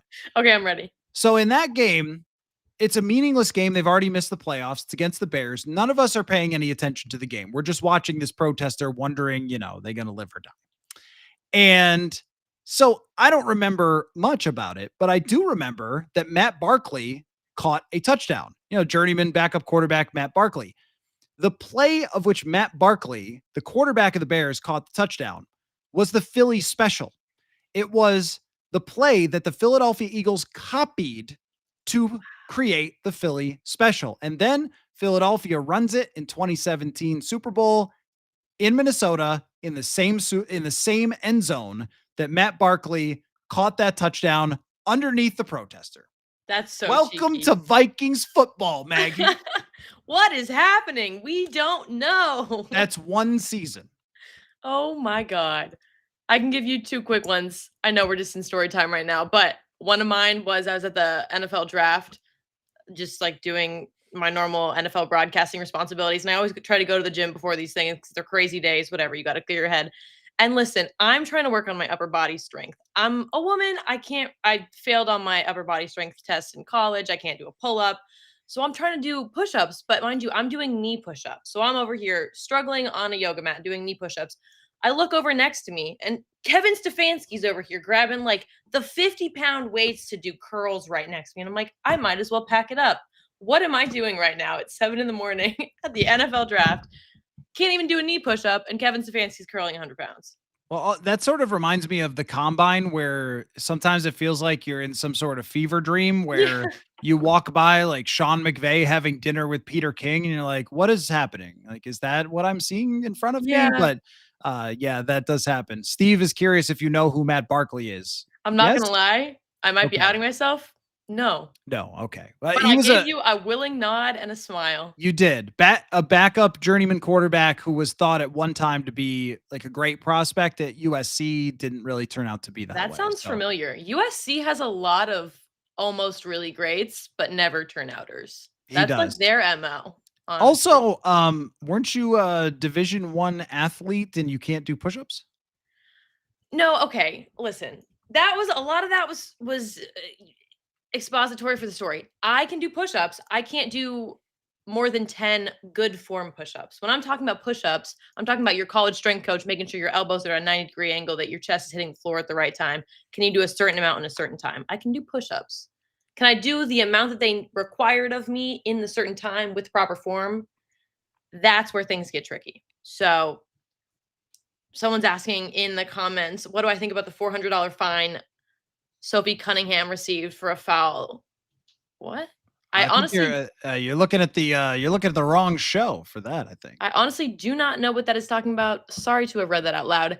Anyways, let us Oh, go. that's a new skill you're gonna have to learn at Syracuse is reading the comments and which ones are bizarre and strange, and then moving past I those. really thought I was getting good at this, where I was You, like, yeah, I'm gonna read it right off the bat. you were And like no. Ron Burgundy right there. If that person could have said anything. Oh my gosh. Okay, let's get to what you guys are actually here about, which is not me yapping at you incessantly on a Monday night, but it's the biggest offseason takeaways from around the league because literally nothing has been happening. So we might as well look back before we can look forward. Let's get it going. Let's start off with our A's. Arizona. Okay. Marvin Harrison, two things about him, and they both include the word big. One, dude's gotten jacked. He looks juiced up. The man is huge. He even said he thought he looked like AI when he saw a photo of himself. That's how you know that your strength team is doing the right things. If you thought your photo of yourself was doctored, that's pretty incredible. Is this like Drake? You saw Drake in his picture in front of his no? Okay. I haven't seen I that. guess you haven't been online today. Drake, he's taken a lot of L's in the rap battle with Kendrick Yeah. Lamar and so forth. And he took a picture of himself in front of a mirror and his abs look so fake that everyone was making fun of it. So I wondered if there was like some sort of tie-in. The year 2 for Marvin Harrison Jr., though, very, very interesting because Arizona is a team that has a chance to take that big step. They added a lot to their defense, and Kyler Murray just remains suspect. Like, is he really good enough to take you over the top? And if he's going to, Marvin Harrison has to be great. But there was a stat that I saw somebody put out there on Twitter that was really good about how many fade routes they ran to him, which are generally an inefficient play, but they ran a ton of him because I think that they expected him to be this dude who could just go up and moss people like crazy. And I just don't think that that happens these days in the NFL for too many wide receivers. I'm very curious to see if Marvin Harrison becomes the wide receiver that they expected him to, because everyone was using those fun words that they love at draft time, generational talent, which I think should just be banned. It should be illegal to call someone generational talent because it's so hard to be that. Caleb Williams, Trevor Lawrence, like we've heard this a million times. And a lot of or even Bijan Robinson. And the guy's a great player. And it's like, he's not a generational talent. So we'll see. We'll see. I don't know if getting bigger abs makes you a better wide receiver. In fact, actually, the first thing that came to my mind was, isn't he kind of slow? Does he want more muscle? I was thinking that bulking up, if not done right, could actually be such a hindrance. But you know what? Who knows? I don't know. I think there's a big question mark over this team for both the reasons that you just mentioned, Kyler Murray and Marvin Harrison Jr. We don't know. I know I've mentioned this before, but I really want so badly for Kyler Murray to break out. So badly. He's right there. You can tell that he's talented, and I just don't know what the block is. Is it a mental thing? Is it the people around him? Is it poor coaching? Is it something that we're not seeing? Like, what is in his way? I want to like worm inside Kyler's brain and be like, what's up here? What's keeping you up at night? Let's chat. Like, what is it? I don't know. I think it is 5'8" is what keeps him. I really do. I mean, we don't want to use the height excuse, but there's a reason why there are only a handful of quarterbacks ever who even play in the league at under 5'10", 5'11". And one of the reasons is that seeing downfield is tough. And if you look at like even Russell Wilson, when he was at his best, what did they do? They ran the ball a lot, and then they would run play actions and allow him to kind of scramble around and find guys downfield and find throws. But when they played the Vikings, a lot of times Mike Zimmer would make him stay in the pocket, and he just wasn't the same. And he's a great quarterback at his best, really, truly great. Not anymore, but even then, anymore, he lost a little bit of that running ability and just not that great. I don't think that it is too much Call of Duty, Brian. I know that was the meme and it was in the contract and all that sort of thing, but I really think that Kyler Murray just can't see the field well enough. So it's always got to be getting outside the pocket, scrambling, throwing to the outsides. It's really difficult to see the middle. It's hard to see the middle of the field when you're 6'3". And I mean, I remember this last year from watching JJ McCarthy, that one of the first observations was like, oh, I think he can actually see the middle of the field. Like that's hard. Caleb Williams. I have wondered about this with Caleb Williams. Everybody blew off the height. He's fine. He's 5'11". He'll be fine. But last year, didn't it look like he couldn't really see the middle of the field? There are limitations sometimes. And I think that's it with Murray. But he's a Madden quarterback to me, where you always get him on Madden, run around with him, have a great time. I'm not sure that it's ever going to be quite enough. There was a flicker there in 2021, but I think he's going to be one of those guys. You can win 9-10, you can get to the playoffs, but it's not going to be consistent enough because he has to throw down the field and he has to make plays with his legs. So I don't know if it's ever going to quite get there to be a prolific quarterback, even if that roster is pretty good now. Yeah, I was about to come to the defense of his height and make a comment of like, well, goalkeeper height is also really important. I'm 5'9", and then I was like, well, I also didn't play at all. So that Or kind do of any proves your push-ups. point. I am literally proving your point. Okay, anyways, that's enough about my not fun, not prolific college experience. Not fun. Let's go to Baltimore. Okay. Kicker is up for grabs. We all saw this coming. The writing was on the wall a little bit, but Justin Tucker has been suspended for 10 games. This is most likely, very probably, the end of his NFL career. I think he put his house on the market. Like he's piecing out of Baltimore, which I think is good for everyone involved in the city. But the position is up for grabs, and they have two rookies who are going to battle it out. And I think this is really interesting because when I was at the draft and I was on the pick line, so I was like announcing the calls to all of our TV networks, and then they could prep all their things and let their announcers know what to say. We heard Tyler Loop, Arizona in the 6th round. And I remember being like, why are the Ravens using a draft pick on a kicker? And turns out this is the first kicker ever to be drafted by the Ravens. So this is big news. We all had a right to be shocked, but apparently he's not selling it well enough because they also brought on John Hoyland, who was signed in the offseason, is undrafted coming out of Wyoming. They both seem really good. All the comments from head coach just seem like, yeah, they're both great. Like we're going to see, it's kind of up in the air. I don't know where this goes. I think you would assume Tyler Loop gets this, but I don't know. This will be a toss up. So there's an interesting research about kickers and the draft that shows that undrafted kickers who actually make their teams perform better than drafted kickers. Now, this makes sense logically because if you beat out somebody else as an undrafted kicker, that means you're probably pretty good, right? That doesn't mean I would bet on the undrafted guy, but it does mean that if he wins that job over the drafted guy, there's a good chance that it works out. I think it's also evidence that drafting kickers is maybe not the best idea. Yeah. Because you even see now the UFL is putting kickers on display. It's the same football, it's the same kicks. And Jake Bates, for example, from Detroit, had a really good season as a UFL to the NFL kicker. The bigger thing with Baltimore is just how uncomfortable that whole situation was and went down. And he gets the 10-game suspension. You're like, what is that? Like one per allegation, I guess. I don't even know how they decide on that. But if you are the Baltimore Ravens, I mean, this guy has been one of the best. And Steven brings it up. I mean, you're talking about the best kicker of all time. And even if you do relative to your era, because it's way easy to kick now, you're still talking about a guy who's up there with the all-time greats. And then he's just got this thing that is also tagged on to his legacy there, and they have to awkwardly cut him but pretend it's performance based when we know they wouldn't have done that. And just an uncomfortable and unfortunate situation for somebody who was such a great player for so long. And I just feel bad for the people in now. If they knew, then I don't feel bad for them. But if you're in the organization and you felt like, oh, we've got this great guy, this great kicker for so long, and then you find out this happens, like, what are you supposed to do with yourself? I mean, he's just been such. This happened here with Darren Sharper, who I'll let you Google that one. I'm not going to go through that whole thing, but he's in jail currently Oh, and wow. was one of the great safeties in NFL history. Should be in the Hall of Fame.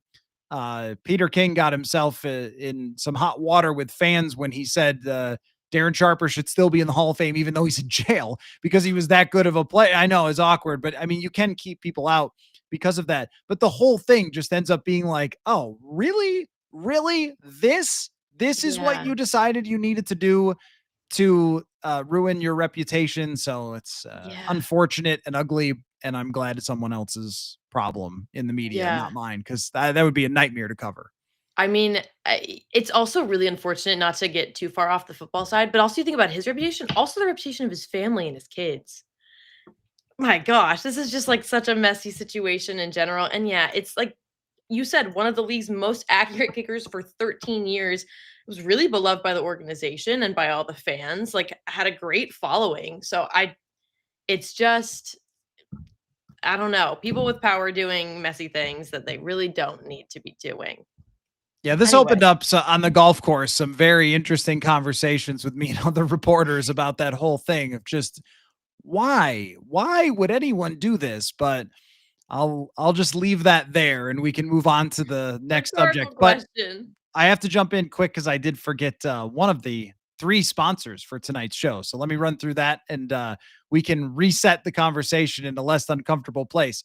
Um, so I'm trying new things, folks, to stop eating so much fast food all the time. You guys know that I do enjoy my fast food restaurants, but I'm trying to work something in, which is called Tempo Meals, and it's helping me quite a bit. It's a weekly delivery service that delivers chef crafted meals from a dietitian approved menu fresh to your door. They're perfectly portioned lunches and dinners, take the guesswork out of eating. I can just throw them in the microwave 3 minutes later. I mean, that's much faster than I can even run to get fast food, and bang, you're done. So, just recently got a new box, three different types of delicious meals. They were great, super quick, and easy to make. There's tons of choices, dozens of choices for all different types of diets and options that you're looking for. Took about 5 clicks to lock it in. So, Tempo Meals offering my listeners 60% off. That is 60% off your first box. Go to tempomeals.com/purple insider. Again, tempomeals.com/purple insider for 60% off your first box. And Bra will not stop eating fast food. I didn't say I was done with it. I just said I'm eating less of it. So shout out to my friends at Taco Bell who can sponsor this show at any time. Okay, back to you. Okay, let's jump now to the Cincinnati Bengals. We're talking about linebacker Demetrius Knight Jr. That is a name to keep top of mind. Let me tell you why. Okay, we think he's going to be slotted into the starting spot next to Logan Wilson. They released Jermaine Pratt. Demetrius Knight comes out of a 6-year campaign at South Carolina. He played in all 13 games, starting in 10, was second on the team with 82 tackles, including 57 solo stops, tied for fourth in the SEC with forced fumbles. He's also, just from all the research I've done, a super outstanding guy character-wise. Like, we're talking about someone who's potentially going to be a captain of their team. He's got all the things going for him. Just a really upstanding dude, and can also back it up with the playing. So this is someone to keep an eye out. There's also chatter that Barrett Carter could also be somewhere in there. Who's going 1 and 2, we're unsure, but lots of people on the internet talking about Demetrius Knight Jr. I think he's going to be a starter. It'd be interesting to know. It's also interesting, again, we're in this COVID world of 6-year player coming out of South Carolina. Yeah, if you do 6 years in the SEC, you better be that good, I would hope. So it's kind of to their benefit and to the coach's benefit of like, oh, we can trust you more than a normal rookie because you're probably 24, 25, physically developed, and also have the mentality to know how to hold your own here. I agree with Matt. Says Demetrius Knight, an all-time cool name for a linebacker, and that is true. And at least you've got a couple of real draft nuts, Derek and Snooty X, who have heard of Demetrius Knight. I'm going to be honest; I was not familiar with his game, but I suppose there's a very good chance that I will be familiar with his game when they play against the Cincinnati Bengals. And it's really relevant to me, just how that team ends up building up like their defense. We are talking about a Bengals guy, right? Like you looked at me like we're not talking about a Bengals guy, right? Oh, no, we're talking about a Bengals guy. Yeah. Okay, all right. There was a second there. I was like, wait, she said Bengals, right? Yeah. So when I mean, that team has struggled so much on defense last year that they completely blew out their defensive coordinator who had taken them to the Super Bowl and struggled so much that Burrow had this generational season last year and he ends up not even making the playoffs with it. So they need to find players like that. Kind of reminds me of maybe like an Ivan Pace situation with the Vikings, where we didn't really expect the guy, and then all of a sudden he emerges and they decided to roll with him. But if that team doesn't develop some players and also get Trey Hendrickson back, then you are talking about coming to US Bank Stadium in shootout mode against JJ McCarthy. I mean, that's still how I'm viewing this right now, but that's interesting that they've had somebody emerge kind of out of nowhere. Yeah, I think definitely someone to keep an eye out for. And so I mentioned his name at the top as well, but Barrett Carter. So these two guys kind of have different specialties, but both could be slotted in depending on what they need to fulfill on the team. Carter, it says, is probably better positioned to be more of a hybrid role. He's like limited in pass coverage. Excuse me. He's the one who's exceptional in pass coverage and special teams, but Knight excels in the first and third in goodness. I'm reading all my notes wrong. Knight excels in other ways, but I just think it'll be helpful for them to have two guys who can be slotted in wherever they need. It's extra helpful when you have two people who have opposite traits and can back each other up. So, two people to keep an eye out for. Okay. Shout out Demetrius Knight. Well, Shout it's out just that Demetrius that Knight. game though. I mean, the start of this season for the Vikings on TV against the Bears, on TV against the Falcons, and then the Bengals.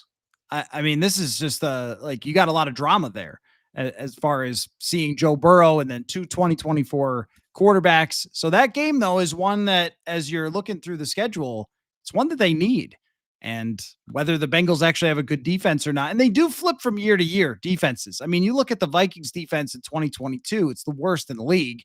And then by the next season, they're above average. So if the Bengals do that, it's a different type of game than what we would have been expecting.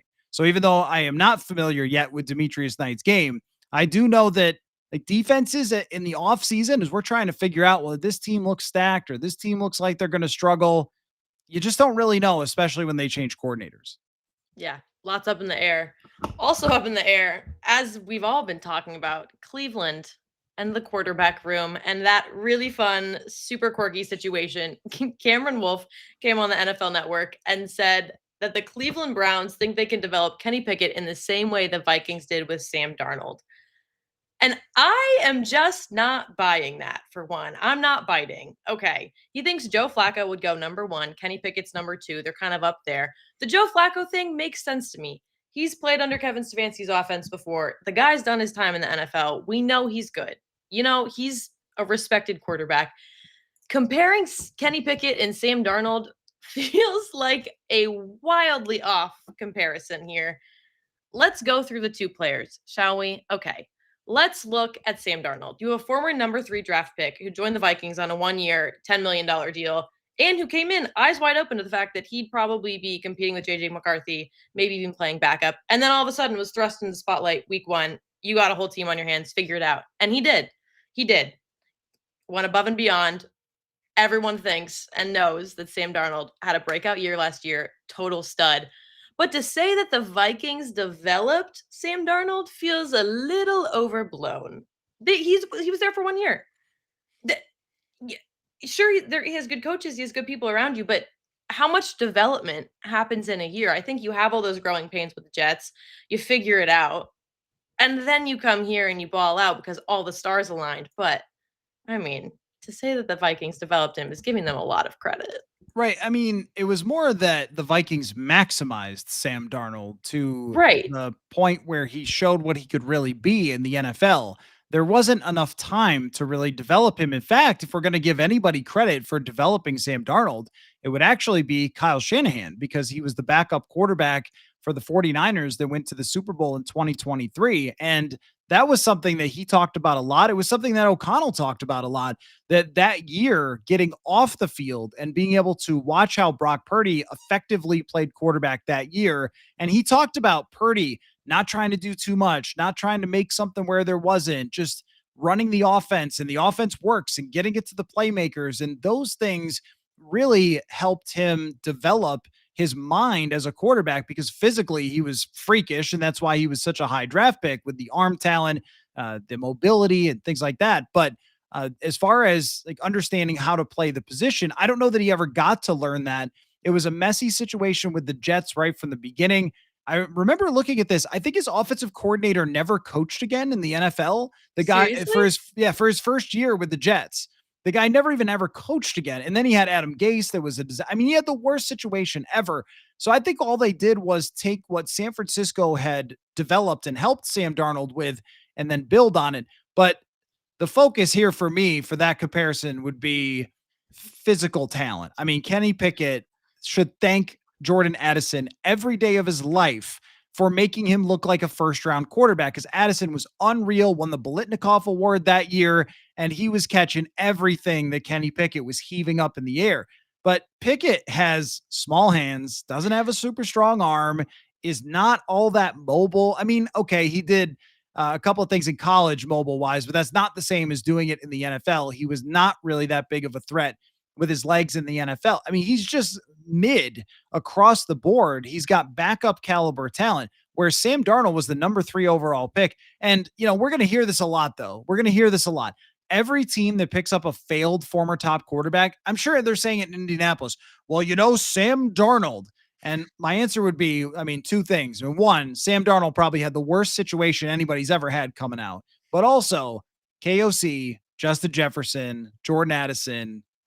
Try replicating that. How many teams can actually replicate those things? The coach of the year, the best receiver in the NFL. It's going to be pretty hard to do in Cleveland. I don't even know who their number 2 wide receiver is. I know Jerry Judy's there. I'm not sure who's next. Maybe it's Webster Slaughter, who played in the 80s. But Thank you for it's qualifying that. yeah, just figured to throw that out there. But I mean, they've got such a bad setup and a bad team. I just don't know what their plan is there other than they're going to win 3 games again and draft really high and fire Kevin Stefanski. And they'll probably just be playing Shadur Sanders halfway through the season and he'll be getting killed. And that's the plan. Although Kenny Pickett did win games in Pittsburgh like That's the 14 to thing. 6 or whatever. Yeah, he did do that. So That's the maybe they'll try crazy to do part that. about it, was that he had, like, insanely low numbers and, like, by all accounts, did not do great, but they kept winning, which is like, what? He can't be that bad, right? If they keep, like, we had a winning season, all this. Also, you did mention hand size, and I did look it up. They measured his hand size at the combine. Legitimately the smallest hands of a quarterback in the NFL. Mhm. Oh, it's a I real didn't thing. Yeah. I didn't know they measured your hand size at the combine for one. I'm Oh yeah, big thing. Big wildly thing. unaware. Yeah. But I mean, I don't think that's a huge deal. I think doesn't Joe Burrow have small hands too? I don't really think that there's something truly to that, but Kenny Pickett had like comically small hands.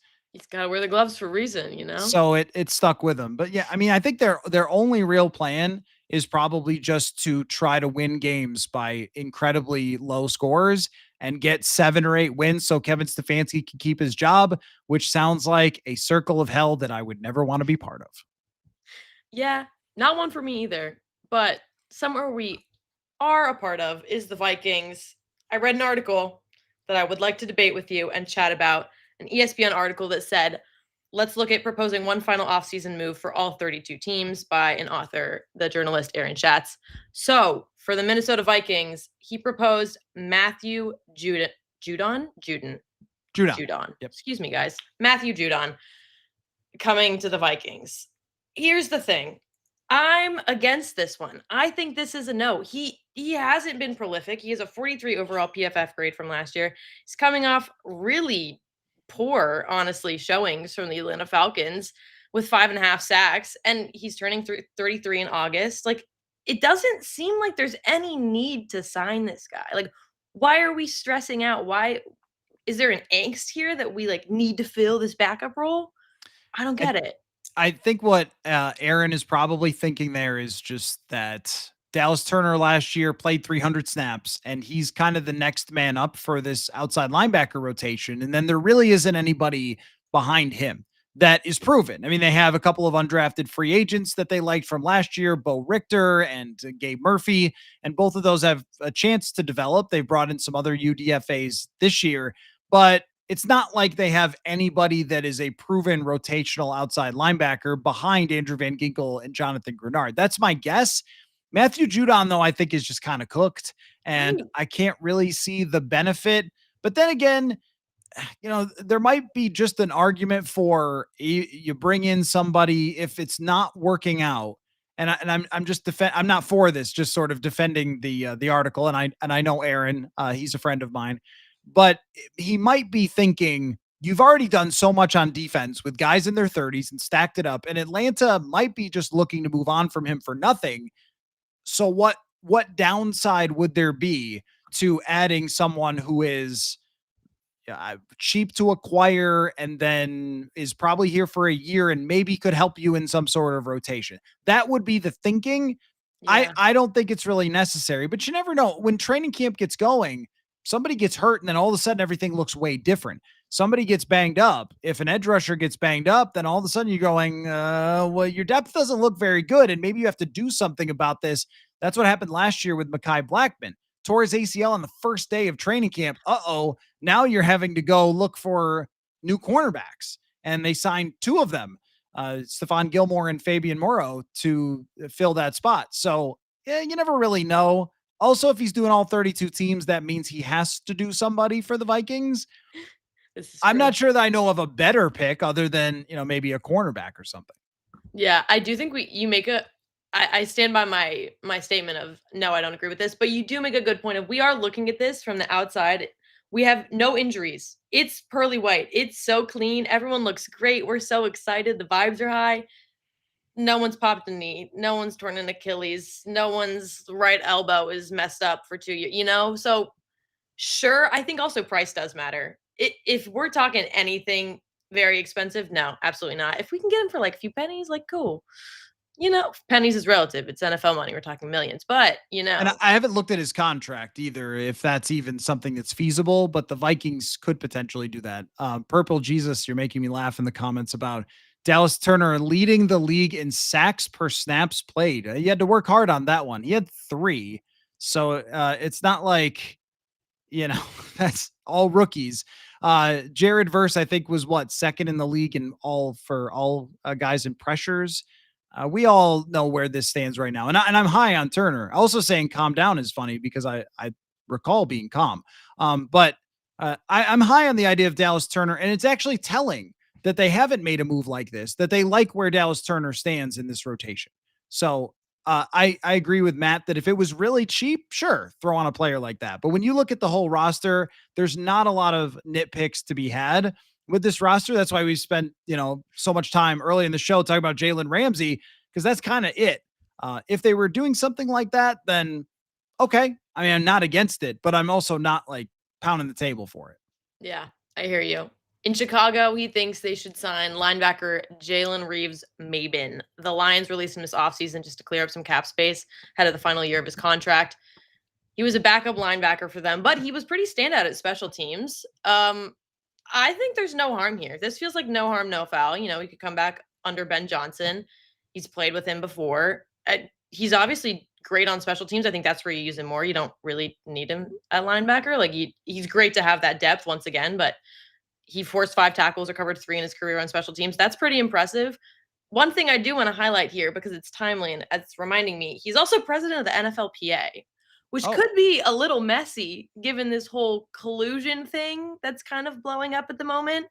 I don't know if you want to take that on. Does that come into account when you're looking to sign somebody? Do you want that associated with your team? guys who have been heads of the NFLPA before have made that claim that there is ramifications from the teams because you're not the favorite person of the owners if you're being outspoken. And I think that is Kevin Mawai was maybe the first guy to make that claim that he wasn't on a team because of his connection with the NFLPA. So that could be the Bears are a team that did so much on the offensive side, but I kind of failed to see what they did that's really game changing on the defensive side. So maybe they would be looking for one more player. I mean, Grady Jarrett, if he could still play. They added a couple other D linemen, but I'm still looking at that defense as being pretty flawed. And Purple Jesus, you're fine. I was just giving you a hard time about like I'm remaining calm about the outside linebackers. Don't worry. No, I've been I think high on the idea that Dallas Turner could take a huge step forward, but even behind him, you're talking about undrafted free agents. There's nobody proven behind him. So that's where if there were somebody to get even banged up a little, you would start to go shopping. But I'm interested to see the Bears. Their defensive numbers overall were never good because if your offense isn't good and then your defense is on the field all the time, it's like hard to do. Matt Eberflus always gave the Vikings a hard time though. So now that he's gone, I do wonder about where that defense is going to be and if all of a sudden it's going to be shootouts with the Chicago Bears, or if Caleb Williams is just straight up not good, then it's going to be blowouts with the Chicago Bears because I don't think they have the defense to really scare anybody. Yeah. Yeah. Not to circle back to this PA question, but I am curious if you've listened to the Pablo Torre Mm. investigative journalism piece. What are your thoughts about this whole collusion thing? And what does it mean for the league? Is anything going to change? No, nothing will change. No, I mean, maybe there's some settlement that happened behind the scenes that we still don't know about. I don't know, but the NFL has colluded before. They'll collude again. I promise you they will. And that's why it hasn't really moved the needle as much as I think Mike Florio and Pablo Torre thought that it was going to. I think that they thought they were breaking this huge story that everyone was going to be, it was going to be leading Sports Center and stuff like that, and that the internet was going to implode over. But I think the reaction was, and I'm not saying that they're wrong for feeling that way because it's a huge story that the NFL is pretty much on paper colluding against quarterbacks. But I think everyone, including myself, went, oh, yeah, they were clearly colluding. I mean, if no one was going after Lamar Jackson, the guy was the MVP of the league in 2019. Teams are paying Jordan Love and Trevor Lawrence and Tua and Kyler Murray huge contracts. You think that nobody actually wanted Lamar Jackson? Nobody wanted to give Lamar Jackson that Deshaun Watson contract, and they were finding a way to fight back. Congratulations, Atlanta. Good for you. You fought back with everybody else. And you played Desmond Ritter for that year and lost a bunch of games, and then paid Kirk $100 million because you didn't offer Lamar Jackson that contract. Again, great stuff. Does not pay to collude, actually. But I think that's really what it is. I mean, in any business situation, you're probably going to have these people having relationships with each other, and they're going to want what's best for the billionaires. But at the same time, it does come off as pretty silly. Like, oh yeah, we guaranteed them like this, a few $1,000,000 less, as if you all aren't worth billions, Right. as if it really matters. And I've thought it was an edge for the Vikings that the Wilfs just pay. When it comes Yeah. to players, they just pay. They just give the guaranteed money and then they just keep their players. You never hear of the stuff like you got with the Bengals where they're fighting tooth and nail with every player. So it is an edge, but I think it was just met with shrugs because there wasn't a whole lot of shock, but it is wrong. And the players didn't do a good enough job of fighting back against this. And I think that Dak Prescott, one of the reasons he really dug his heels in for his contract was to sort of take back some of the power. So there's always this underlying business element of it. I'm just not sure how many football fans really care. Like, how many football fans are sitting at home thinking, boy, that next CBA negotiation, like I just don't think Yeah. it's something that really makes people want to, have a lot of debates and arguments and fun talking about. Yeah, it definitely is more on the heavy business side. It was what, like a super dense multi-page document of who's going to sit down and read this. It's really hard to boil down into just quick facts. So, I mean, yeah, it's shocking, but it's shocking in the way of like, oh wow, that's crazy, but also, yeah, we could have probably projected that. And I will say, I'm not saying anything here, but I'm just making an observation from my time in the league office. The management council is a group. We have a cafeteria and we all like you sit where you want, whatever. Management council, without fail, they have their designated time they come in. They have their table they sit at. They are their squad. They are so insular. Like no one knows what is happening with management council, even at the league. Even if I'm coming over to get a sandwich and I sit down next to you, oh, sorry, I'm at the management council table. I can't sit here. It felt very high school in that sense, which I just think is kind of funny now reading this, seeing how intertwined they all were. Like there's a culture there, you know? It's Mean Girls with the Yeah. NFL Management Council. So You can't sit here. Excuse you. yeah, and just when it comes to this also, and Purple Jesus kind of makes a point here. I don't think anyone feels bad for any of these people. They're not going to feel bad for the quarterbacks that are making so much money. And that is another part of it. This is not the 80s where Kurt Flood is fighting for free agency in baseball and was right because the teams were taking so much advantage of the players versus how much they were making. If Lamar Jackson only gets 100 million guaranteed and not 150 million guaranteed, and he can't buy that third helicopter, I don't think any fan who's paying $27 for a water is going to be all that upset. And it's not really the right technically way to look at it, because if you have a job and you have a union, then your union is there to fight for you and your rights and your vacation days and your health benefits and all those things. And it's not really that different of what's happening. It's just the dollar figures are much bigger, but it's the same sort of stuff where if you say, well, Lamar doesn't need that extra couple bucks. Okay, fair enough. But does the billionaire who owns the team, Yeah. does he need the extra couple bucks? Like, what are we're talking about a cartoon fake world that we all follow for its drama, but none of it can really be connected to us. And unfortunately, they're just going to keep raising your prices no matter what you do or who wins. So I'm usually on the side of the players when it comes to this stuff. The NFL has the money. They have the money to pay out collusion lawsuits. So they certainly have the money to pay guaranteed contracts to quarterbacks. Yeah. I mean, their whole MO is get in the bag. We've known that. We know that. It's clear. So this doesn't really change anything. I will say, I just read in the chat, Purple Hef said, and it's reminding me, Zamaya Vaughn, UDFA underdog. And you read my mind because guess who's the UDFA underdog of the week? It's Zamaya Vaughn. This is a really fun one. I'm actually quite excited about this. If there's any guy that I've read to you who's a UDFA underdog of the week, he might be the guy. Fun fact to kick this all off, he played quarterback in high school all the way through senior year. He is not a quarterback. He's a cornerback. Those are very different positions. He was unrecruited coming out of high school, ended up walking on at Utah, which was like really the only D1 school that was even semi-interested. He ended up gaining a scholarship his freshman year. He's incredibly athletic. He's 6'3", 187, long reach, 80-inch arm span, wingspan, and does really well at man-to-man coverage as well as zone. He wasn't even on the page of any NFL scouts, was not invited to the combine, but put up some pretty good stats at his Big 12 Pro Day. He had a 39.5-inch vertical leap, which is over 3 feet for those of you like me who cannot do quick math. That's really high for a vert. An over 3-foot vert? I'm sorry. I don't know what you can jump vertically, but I'm just saying if we're talking athletic feats, that's insane to kick it off. Well, once upon a time, and that time is not right now, I could get rim. I couldn't quite dunk, but I could get rim.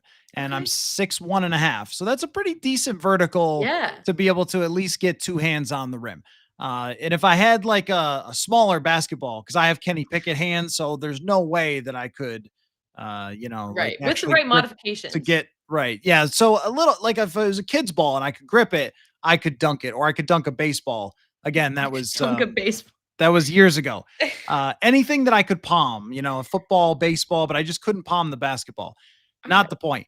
Zamaya Vaughn, the actual point is he was somebody that really stood out to us in minicamp. I mean, I think if you were talking about, is there anyone that no one's ever heard of who actually caught your eye and it's not JJ McCarthy, then yeah, it was Zamaya Vaughn, because on a daily basis, we saw him make plays on the football, and there seems to be a natural playmaking ability of this player. And maybe it is because he played quarterback in high school. I was not aware of that, but sometimes guys who played a lot of basketball or guys who played a lot of quarterback or wide receiver. There is something about playing the football as a corner that they have built into their DNA that maybe somebody who played corner their entire life doesn't have.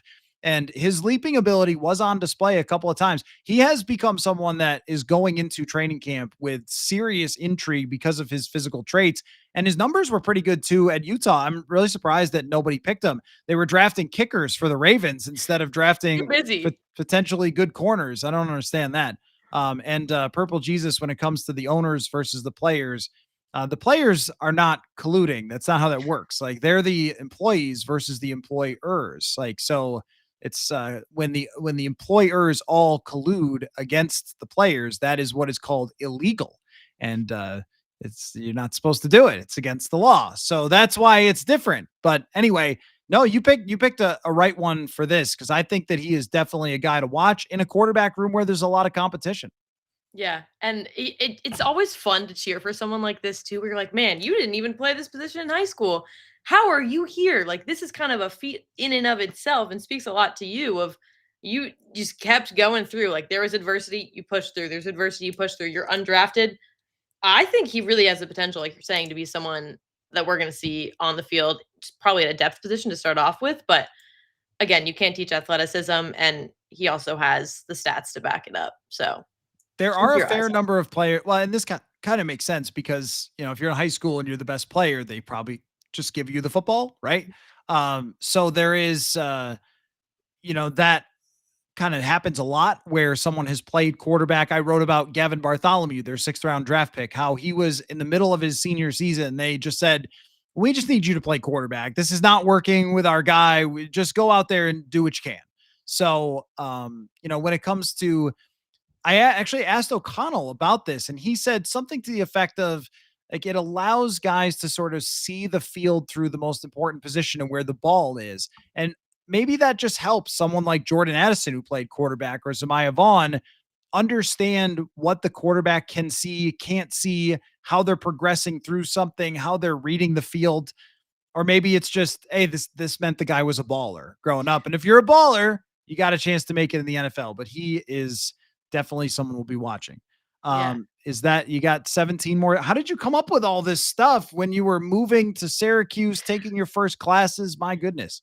I don't know. Did a lot yesterday. I've been keeping busy. My brain is full. It's stuffed up here. I have one more though. You guys Oh, okay. know I'm going to leave you with this, a behind the scenes guy. And there is no one in the Vikings front office who is more deserving than Dennis Ryan, the equipment manager from 1976 to 2023.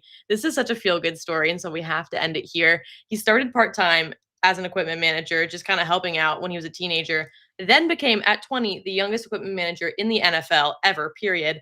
Spent 47 seasons with the Vikings, 922 games. They ended up dedicating the equipment room to him. The more I read about this, the more it was just like, wow, this is such an upstanding dude. He received the 2025 Award of Excellence from the Pro Football Hall of Fame. That's what this award is that he was recognized for. And it's just like someone who takes such a passion and an honor in what they're doing, even if it's not the most like shiny front office, front facing job. Like he took such pride in what he was doing, and all the players really felt that. I know I have we all loved our equipment manager at Penn when I was playing there. Like they just hold such a special place in your heart, and they're so integral to you being out there on the field. Genuinely, your uniforms hung up on your locker. You don't know what color you are. You're missing the wrong socks. You need this tailored. You need this hemmed. Oh my gosh, I'm freaking out. I left my lucky spandex out in wherever. They're there. Like they're always there saving the day and making sure that the players have everything they need. And I think on that level, it's almost like an emotional relationship in the way of like, I got you. We got everything situated. Like, I'm going to handle this so you can go do your thing. And that's what it felt like he did. A lot of people get called the GOAT. Dennis Ryan is the GOAT when it comes to equipment managers all time. And I hope that he writes a book because the stories that this man could tell, it's actually fun. What Vikings fans who like to watch old games like I do on YouTube, go look at a picture of Dennis Ryan so you know what he looks like. And then look for him on the sidelines. You will see him all the time in these old games. You'll see him of any game that you ever watch. You'll see him with a helmet in his hands or running over here or over there working on something. You are right that if you are on the outside, he's not a guy you could get on your fantasy team or anything else like that. But if you are inside the team, you understand how valuable and awesome it is to have somebody like that. So he is a one of one in the NFL to have that job for that long. So congratulations to him. Very, very cool stuff. Yeah. All right. Well, how about that? Great show, Maggie. Great stuff. Glad you were still able to bring so much to the table. And we will continue now that you are at Syracuse in Eastern time, which is Woo. garbage It and is. should be illegal. There just should not be an Eastern time. It's awful. I grew up in Eastern time and then moved to Central, and I was like, wait a minute.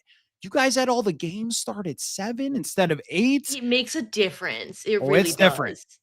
It's Yeah. different. I mean, there were baseball games in the World Series ending at like 2 o'clock in the morning in the Eastern time, which is still late in Central, but everything's so much better. And I'll tell you real quick before you go, just a funny, you said, welcome to the NFL moments. Well, funny things still happen no matter how long I've been doing this. Last year, week 1, Vikings are at the Giants. So I wake up in New Jersey and I call an Uber. It's about 8:45 in the morning, go over to the stadium.